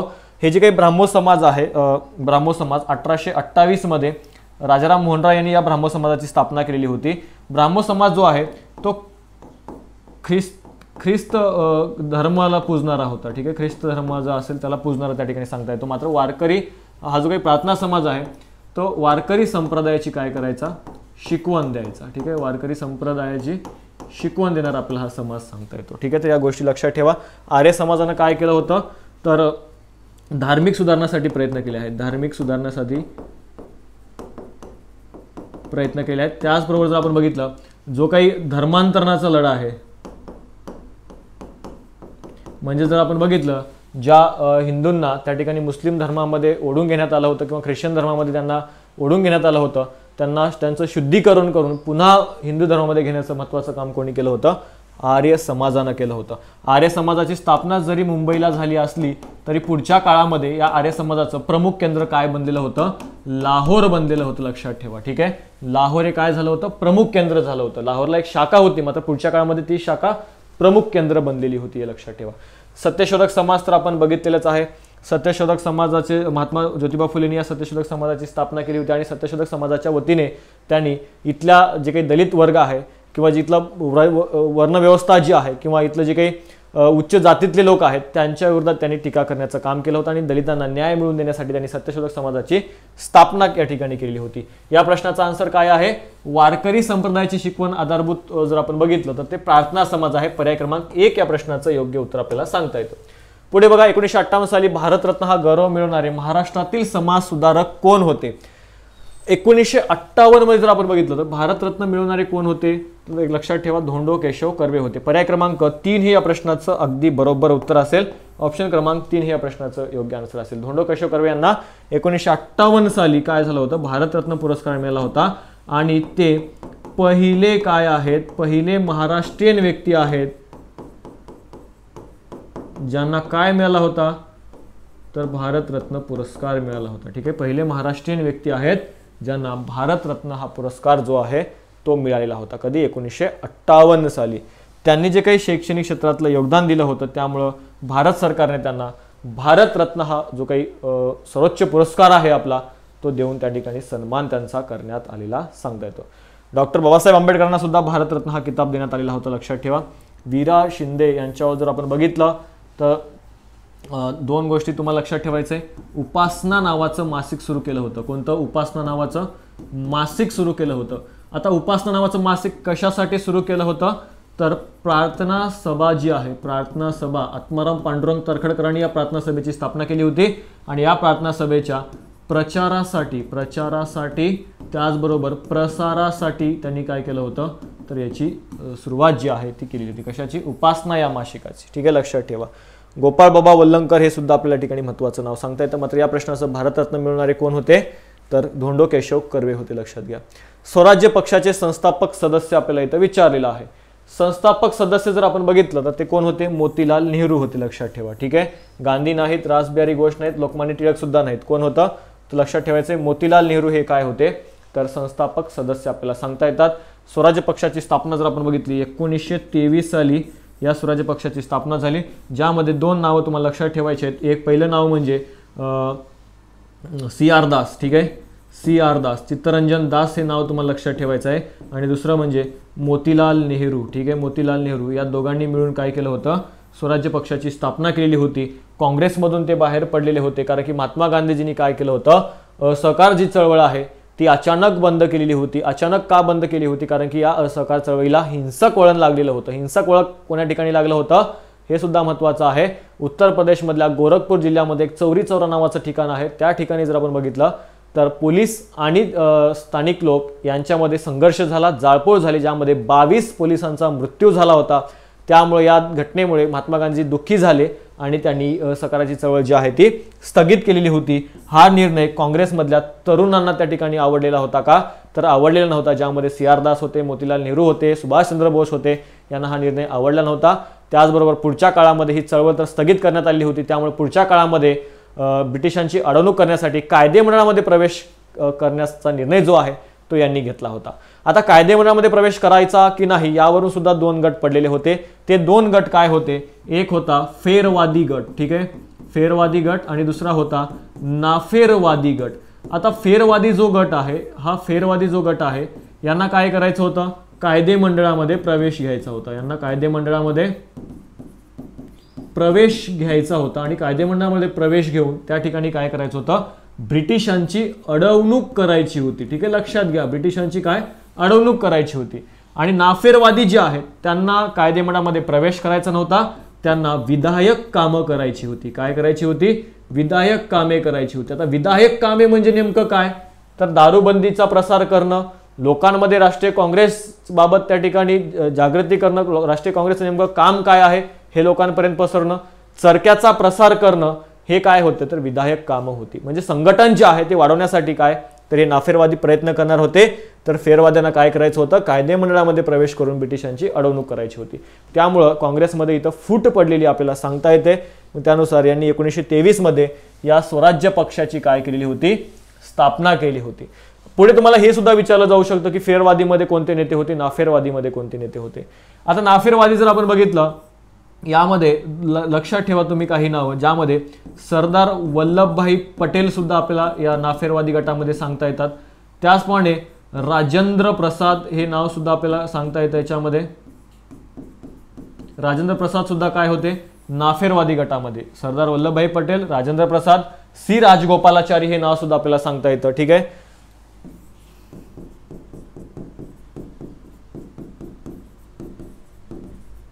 हे सगळे काय नाफेरवादी गटाचे होते. तर फेरवादी गटाचे कोण होते, CR दास होते, मोतीलाल नेहरू होते, सुभाषचंद्र बोस सांगता येतात, विठ्ठलभाई पटेल सुद्धा तुम्हाला नाव सांगता येतं बघा अजून एक. ठीक आहे, विठ्ठलभाई पटेल. आता हे विठ्ठलभाई पटेल कोणत्या गटाचे होते, नाफेरवादी गटाचे होते. सरदार वल्लभभाई पटेल कोणत्या गटाचे होते, विठ्ठलभाई पटेल फेरवादी गटाचे होते आणि सरदार वल्लभभाई पटेल नाफेरवादी गटाचे होते. मात्र हे दोघंही काय होते, भाऊ होते. लक्षात ठेवा, विठ्ठलभाई पटेल आणि सरदार वल्लभभाई पटेल हे दोघं बंधू होते, सखे बंधू होते. मात्र एक जो काही आहे विठ्ठलभाई पटेल हे फेरवादी सोबत होते आणि नाफेरवादी सोबत त्या ठिकाणी जर आपण बघितलं सरदार वल्लभभाई पटेल आपल्याला सांगतात. मग त्यानुसार या 1923 मध्ये या स्वराज्य पक्षाची स्थापना झाली. 1923 मध्येच निवडणुका होणार होत्या, त्या निवडणुका झाल्या, ज्यामध्ये 101 जागांपैकी जर आपण बघितलं जवळपास 42 जागा ज्या आहेत त्या कोणी जिंकलेल्या होत्या, या स्वराज्य पक्षाने त्या ठिकाणी जिंकलेल्या होत्या. लक्षात घ्या. ठीक आहे. तर अशा पद्धतीनं या स्वराज्य पक्षाने जे काही काम आहे ते केलेलं होतं. लायसन बिल जे आहे त्या लायसन बिलाचा ज्यावेळेस या संसदेमध्ये किंवा कायदेमंडळामध्ये लायसन बिल त्या ठिकाणी जो काही ठराव मांडण्यात आला होता, मात्र हे जे काही विधेयक मांडण्यात आलं होतं ते विधेयक पारित होऊ दिले नाहीत. कोणी, तर त्या ठिकाणी या स्वराज्य पक्षाने. लक्षात ठेवा, लायसन बिलाला विरोध कोणी केला होता, तर यांनी केला होता आणि ते बिल जे आहे ते मंजूर सुद्धा होऊ दिलं नव्हतं. कोणी, स्वराज्य पक्षाने. ठीक आहे. लोकहितवादींच्या बाबतीत खालीलपैकी योग्य पर्याय आपल्याला निवडायचा आहे. त्यामध्ये बघा, पुणे येथे त्यांचा जन्म झाला. प्रभाकर या वृत्तपत्रातून त्यांनी लेखन केलं. लक्ष्मी ज्ञान, पानिपतची लढाई या ग्रंथाचं लेखन सुद्धा त्यांनी केलं. सर्वांगीण सुधारणेचे आद्य प्रवर्तक म्हणून त्यांना ओळखलं जातं. आता काय विचारलं आपल्याला, योग्य पर्याय विचारलेला आहे. ठीक आहे. योग्य पर्याय जो आहे तो या ठिकाणी आपल्याला विचारण्यात आलेला सांगता येतं. चला, सर्वांनी आन्सर जे आहे ते करायचं आहे की या प्रश्नाचं योग्य आन्सर काय असेल. लोकहितवादींबाबत त्या ठिकाणी आपण येत्या काही दिवसांमध्ये लेक्चरमध्ये आपल्याला डिटेलमध्ये ज्या गोष्टी आहेत त्या आपण अभ्यासणारच आहोत. सर्वांनी आन्सर करायचं आहे. चला,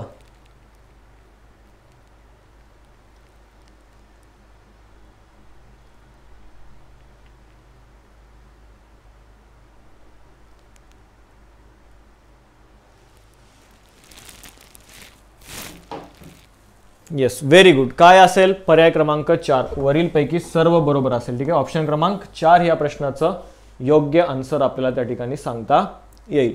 लोकहितवादीचा जन्म जर आपण बघितला पुण्यामध्ये झाला. प्रभाकर या वृत्तपत्रातून लेखन केलं. 108 जी काही शतपत्रे आहेत ती याच्यातून प्रकाशित झाली होती. लक्ष्मी ज्ञान, पानिपतची लढाई, लंकेचा इतिहास. ठीक आहे. लंकेचा इतिहास हा सुद्धा एक ग्रंथ जो आहे तो त्यांनी लिहिला होता. ठीक आहे. लंकेचा इतिहास सुद्धा त्यांचा आपल्याला सांगता येतो. सर्वांगीण सुधारणेचे आद्य प्रवर्तक म्हणून ओळखले जातात, म्हणून पर्याय क्रमांक 4 या प्रश्नाचं योग्य उत्तर असेल. वर्तमान दीपिका या वर्तमानपत्राद्वारे वैदिक धर्मावरील टीकेला कोणत्या समाज सुधारकाने चोख उत्तर दिलं होतं. ठीक आहे. तर लक्षात ठेवा, विष्णुबुवा ब्रह्मचारी यांचं वर्तमान दीपिका हे काय होतं, वर्तमानपत्र होतं आणि या वर्तमान दीपिका वर्तमानपत्रामधून त्यांनी काय केलं होतं, वैदिक धर्मावरील टीकेला प्रत्युत्तर दिलं होतं. आता मग लक्षात ठेवायचं आहे, जे काही ख्रिश्चन मिशनऱ्यांची काही वृत्तपत्रे होती त्याच्यामध्ये ज्ञानसिंधू नावाचं एक वृत्तपत्र आपल्याला सांगता येतं आणि इतर काही वर्तमानपत्र होती ज्या वर्तमानपत्राद्वारे काय केलं जायचं, इथल्या हिंदू धर्मावर टीका केली जायची. मग त्या टीकेला चोख प्रत्युत्तर की इथला हिंदू धर्म कशा पद्धतीने चांगला आहे, तो किती महान आहे किंवा त्यामध्ये कोणत्या चांगल्या गोष्टी आहेत हे दाखवून देण्याचं काम जे आहे ते विष्णुबा ब्रह्मचारी यांच्या वर्तमान दीपिका या वर्तमानपत्राने केलेलं आपल्याला सांगता येतं. पर्याय क्रमांक 3 हे जे काही आहे ते या प्रश्नाचं योग्य आपल्याला उत्तर सांगता येतं. भारताचा पहिला गव्हर्नर जनरल विचारले आपल्याला. बघा यामध्ये जर आपण बघितलं तर कोण आहे, वॉरन हेस्टिंग आपल्याला काय सांगता येतं, भारताचा पहिला गव्हर्नर जनरल विचारले. ठीक आहे. गव्हर्नर जनरल, गव्हर्नर कोण होता पहिला, ते लक्षात ठेवा, रॉबर्ट क्लाइव्ह आपल्याला पहिला गव्हर्नर सांगता येतं. मात्र पुढे गव्हर्नर जनरल हे पद निर्माण झालं 73च्या कायद्यानुसार आणि भारताचा पहिला गव्हर्नर जनरल कोण बनला? वॉरन हेस्टिंग हा भारताचा पहिला गव्हर्नर जनरल बनलेला आहे, लक्षात घ्या. ठीक आहे. कर्जन बाबत आपण बघितलेलं आहे, बंगालची त्याने फाळणी केलेली होती. यस, त्याचप्रमाणे डलहौसी बाबत सुद्धा आपण बघितलंय, PWD असेल, रेल्वे असेल. बघा, पहिली रेल्वे जर आपण बघितलं 1853 मध्ये ही पहिली रेल्वे सुरू करण्यात आली होती. त्या पहिल्या रेल्वेला 3 इंजिन होते, लक्षात ठेवा. किती इंजिन होते? 3 इंजिन होते. त्या 3 इंजिनचे नाव सुद्धा एकदा परीक्षेमध्ये विचारलेलं होतं. ठीक आहे. त्या 3 इंजिनचे नाव काय होते? सिंध, साहेब, सुलतान. ही 3 इंजिन जी आहेत ती या पहिल्या कशाला होती? तर लक्षात ठेवायचं, रेल्वेला ही 3 इंजिन होती. ज्या वेळेस 400 जे काही निमंत्रक आहेत ते त्या ठिकाणी बोलवण्यात आलेले होते, त्यानुसार हे जे काही 1853 मध्ये पहिली रेल्वे जी आहे ती या डलहौसीच्या काळामध्ये धावलेली होती, लक्षात ठेवा. ठीक आहे. याच हेस्टिंग बाबत अजून जर आपण बघितलं तर याने पंचवार्षिक पद्धत, जमीन महसुलाची पद्धत जी आहे ती यांनी सुरू केली होती. पुढे वार्षिक पद्धत सुद्धा यांनी सुरू केलेली आहे. वार्षिक पद्धत, पंचवार्षिक पद्धत. पंचवार्षिक पद्धत का म्हणण्यात आलेली होती? कारण की 5 वर्षासाठी जो काही ठराविक दराने जो काही कर आहे तो गोळा केला जाणार होता. म्हणजे एखादा दर जर ठरवला असेल तर त्याच दराने 5 वर्ष कर जो आहे तो गोळा केला जात होता, म्हणून याला पंचवार्षिक पद्धत म्हणून ओळखली जाते. पुढच्या काळामध्ये याच्यामध्ये भ्रष्टाचार वाढला होता म्हणून वार्षिक पद्धत त्या ठिकाणी या हेस्टिंगने सुरू केली होती. म्हणजे जमीन सुधारणा करण्याचे प्रयत्न जे आहेत ते हेस्टिंगने सुरू केल्याचं आपल्याला सांगता येतं. त्याचप्रमाणे दुहेरी शासन व्यवस्था ही पद्धत सुद्धा त्याने रद्द केली होती, जी की रॉबर्ट क्लाइव्हने दुहेरी शासन व्यवस्था इथं निर्माण केली होती. ती रद्द करण्याचं श्रेय कोणाला जातं? वॉरन हेस्टिंगला जातं, लक्षात ठेवा. ठीक आहे. लॉर्ड रिपन बाबत जर आपण बघितलं, याला स्थानिक स्वराज्य संस्थाचा जनक म्हणून आपण ओळखतो. ठीक आहे. स्थानिक स्वराज्य संस्थाचा जनक म्हणून कोणाला ओळखतो आपण? रिपनला ओळखतो. त्याचबरोबर जर आपण रिपन बाबत जर आपण बघितलं तर जे काही इथं अन्यायकारक कायदे होते, जसं की जर आपण बघितलं इथं व्हर्नॅक्युलर प्रेस ऍक्ट जो आहे तो आणण्यात आला होता, तो रद्द करण्याचं काम रिपननं केलेलं आहे. त्याचप्रमाणे जर आपण बघितलं इथं शस्त्रास्त्र कायदा सुद्धा लागू करण्यात आला होता, तो कायदा जो आहे तो उठवण्याचं काम सुद्धा रिपननं केलं होतं. रिपनच्याच काळामध्ये एक बिल आलेलं होतं, त्या बिलाचं नाव आहे इल्बर्ट बिल. ठीक आहे. इल्बर्ट बिल लक्षात ठेवा. एक PC इल्बर्ट नावाचे काय सांगता येतात आपल्याला? तर एक कायदेमंडळातले सदस्य सांगता येतात. या PC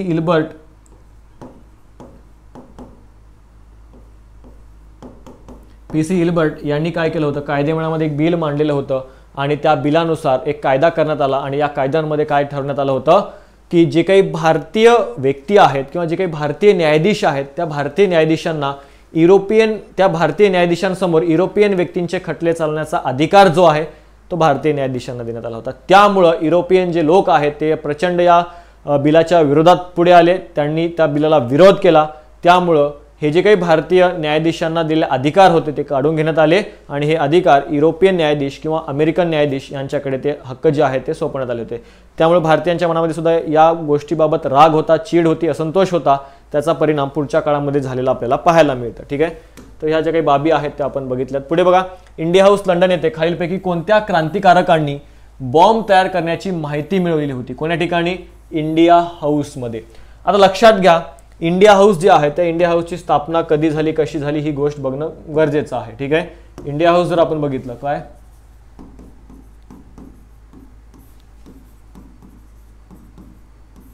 इंडिया हाऊस लक्षात ठेवा, याची स्थापना 1905 मध्ये कोण्या ठिकाणी? लंडनमध्ये झालेली आहे. ठीक आहे. लंडनमध्ये 1905 मध्ये या इंडिया हाऊसची स्थापना झाली.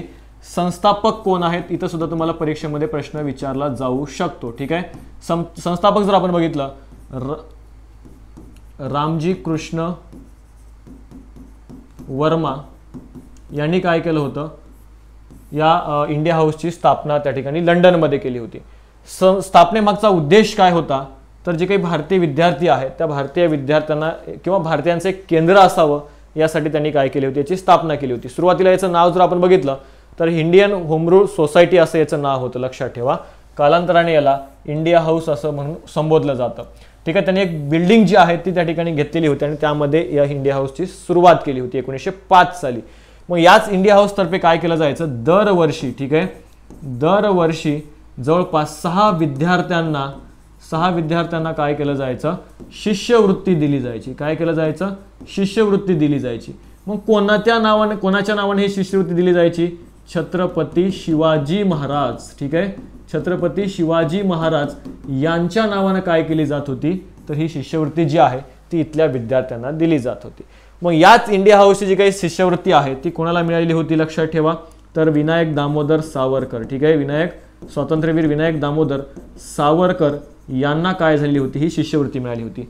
त्याचबरोबर अजून एक विद्यार्थी आहेत ज्यांचं नाव जर आपण बघितलं, सेनापती बापट. सेनापती बापटांना सुद्धा काय झाली होती, तर ही शिष्यवृत्ती मिळालेली होती. सावरकरांना ही शिष्यवृत्ती मिळावी म्हणून लोकमान्य टिळकांनी काय केलं होतं, प्रयत्न केले होते. सीम परांजपे जे आहेत, सीम परांजपे काळचे ते आपल्याला त्या ठिकाणी काळ वर्तमानपत्र जे आहे, ठीक आहे, काळ नावाचं जे काही वर्तमानपत्र आहे ते कोणाचं होतं, सीम परांजपे यांचं होतं. मग सीम परांजपे असतील, लोकमान्य टिळक असतील, यांनी काय केलं होतं, विनायक दामोदर सावरकरांना ते शिष्यवृत्ती मिळवून देण्यासाठी मदत केली होती. त्यानुसार सावरकर कुठे गेले, लंडनला गेले. इंडिया हाऊसमध्ये त्यांनी प्रवेश घेतला आणि तिथं राहून ते त्यांचं बॅरिस्टरचं जे काही शिक्षण आहे ते घेत होते. बॅरिस्टरची त्यांना पदवी मिळालेली होती. मात्र ही पदवी मिळाल्यानंतर काय होतं, तर ब्रिटिशांच्या बाजूने हे खटले लढावेत असं त्या ब्रिटिशांचं मत होतं. त्यामुळे त्यांनी ती पदवी जी आहे किंवा ही जी काही बॅरिस्टर पदवी जी आहे किंवा वकिली जी आहे ती त्यांची केलेली नव्हती लक्षात ठेवा. मग स्वतः त्यांनी तिथल्या लोकांना, तिथल्या विद्यार्थ्यांना संघटित केलं आणि त्यानुसार त्यांनी तिथं जी काही बॉम्ब निर्मिती जी काही कागदपत्रे आहेत ती त्यांनी त्या ठिकाणी भाषांतरित करून घेतले आणि त्यानुसार पुढच्या काळामध्ये ही कागदपत्रे भारतामध्ये पाठवले. भारतामध्ये ही कागदपत्रे आली कुठं आले, तर त्या ठिकाणी पश्चिम बंगालमध्ये सुरुवातीला आली होती. मग तिथं त्या ठिकाणी ते कारखाने बनले. तिथून महाराष्ट्राभरातून जर आपण बघितलं, सगळ्या भारतभर हे जे काही कारखाने आहेत किंवा हे जे काही डॉक्युमेंट आहेत ते त्या ठिकाणी पसरलेलं आपल्याला सांगतात. त्यामागे कोण आहेत, विनायक दामोदर सावरकर. मग हे आणण्यासाठी कोणी गेलं होतं पॅरिसमध्ये, सेनापती बापट. सेनापती बापटांचं जर आपण बघितलं, एक इथली विद्यार्थिनी होती जिचं नाव आहे ॲन्ना खोस नावाची विद्यार्थिनी होती. त्या विद्यार्थिनींनी सेनापती बापटांना काय केलं होतं, तर हे डॉक्युमेंट जे आहे ते भाषांतरित करून दिले होते. मग त्यानुसार ते कागदपत्रे पुढच्या काळामध्ये भारतात आले आणि इकडे वेगवेगळ्या ठिकाणी कारखाने जे आहेत ते सुरू झालेले होते. इंडिया हाऊसशी संबंधित असणारे कोण व्यक्ती होते, इकडे सुद्धा तुम्हाला परीक्षेमध्ये प्रश्न विचारला जाऊ शकतो. त्यासाठी लक्षात घ्या, मादमा कामा. ठीक आहे, मॅडम किंवा मादमा कामा, भिकाजी कामा म्हणून सुद्धा आपण त्यांना त्या ठिकाणी ओळखतो. मॅडम भिकाजी कामा हे नाव लक्षात ठेवा. लाला हरदयाळ हे नाव तुम्हाला लक्षात ठेवायचं आहे. त्याचबरोबर आपण बघितलं सेनापती बापट,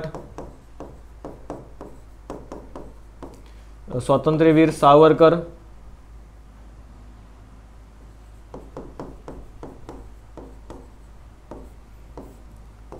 हे जे काही नावं आहेत ती अत्यंत महत्त्वाची आहेत. रासबिहारी घोष हे सुद्धा या संघटनेशी किंवा या इंडिया हाऊसशी संबंधित होते लक्षात ठेवा. ठीक आहे, हे महत्त्वाचे जे काही व्यक्ती आहेत ते इंडिया हाऊसशी संबंधित आपल्याला सांगता येतात.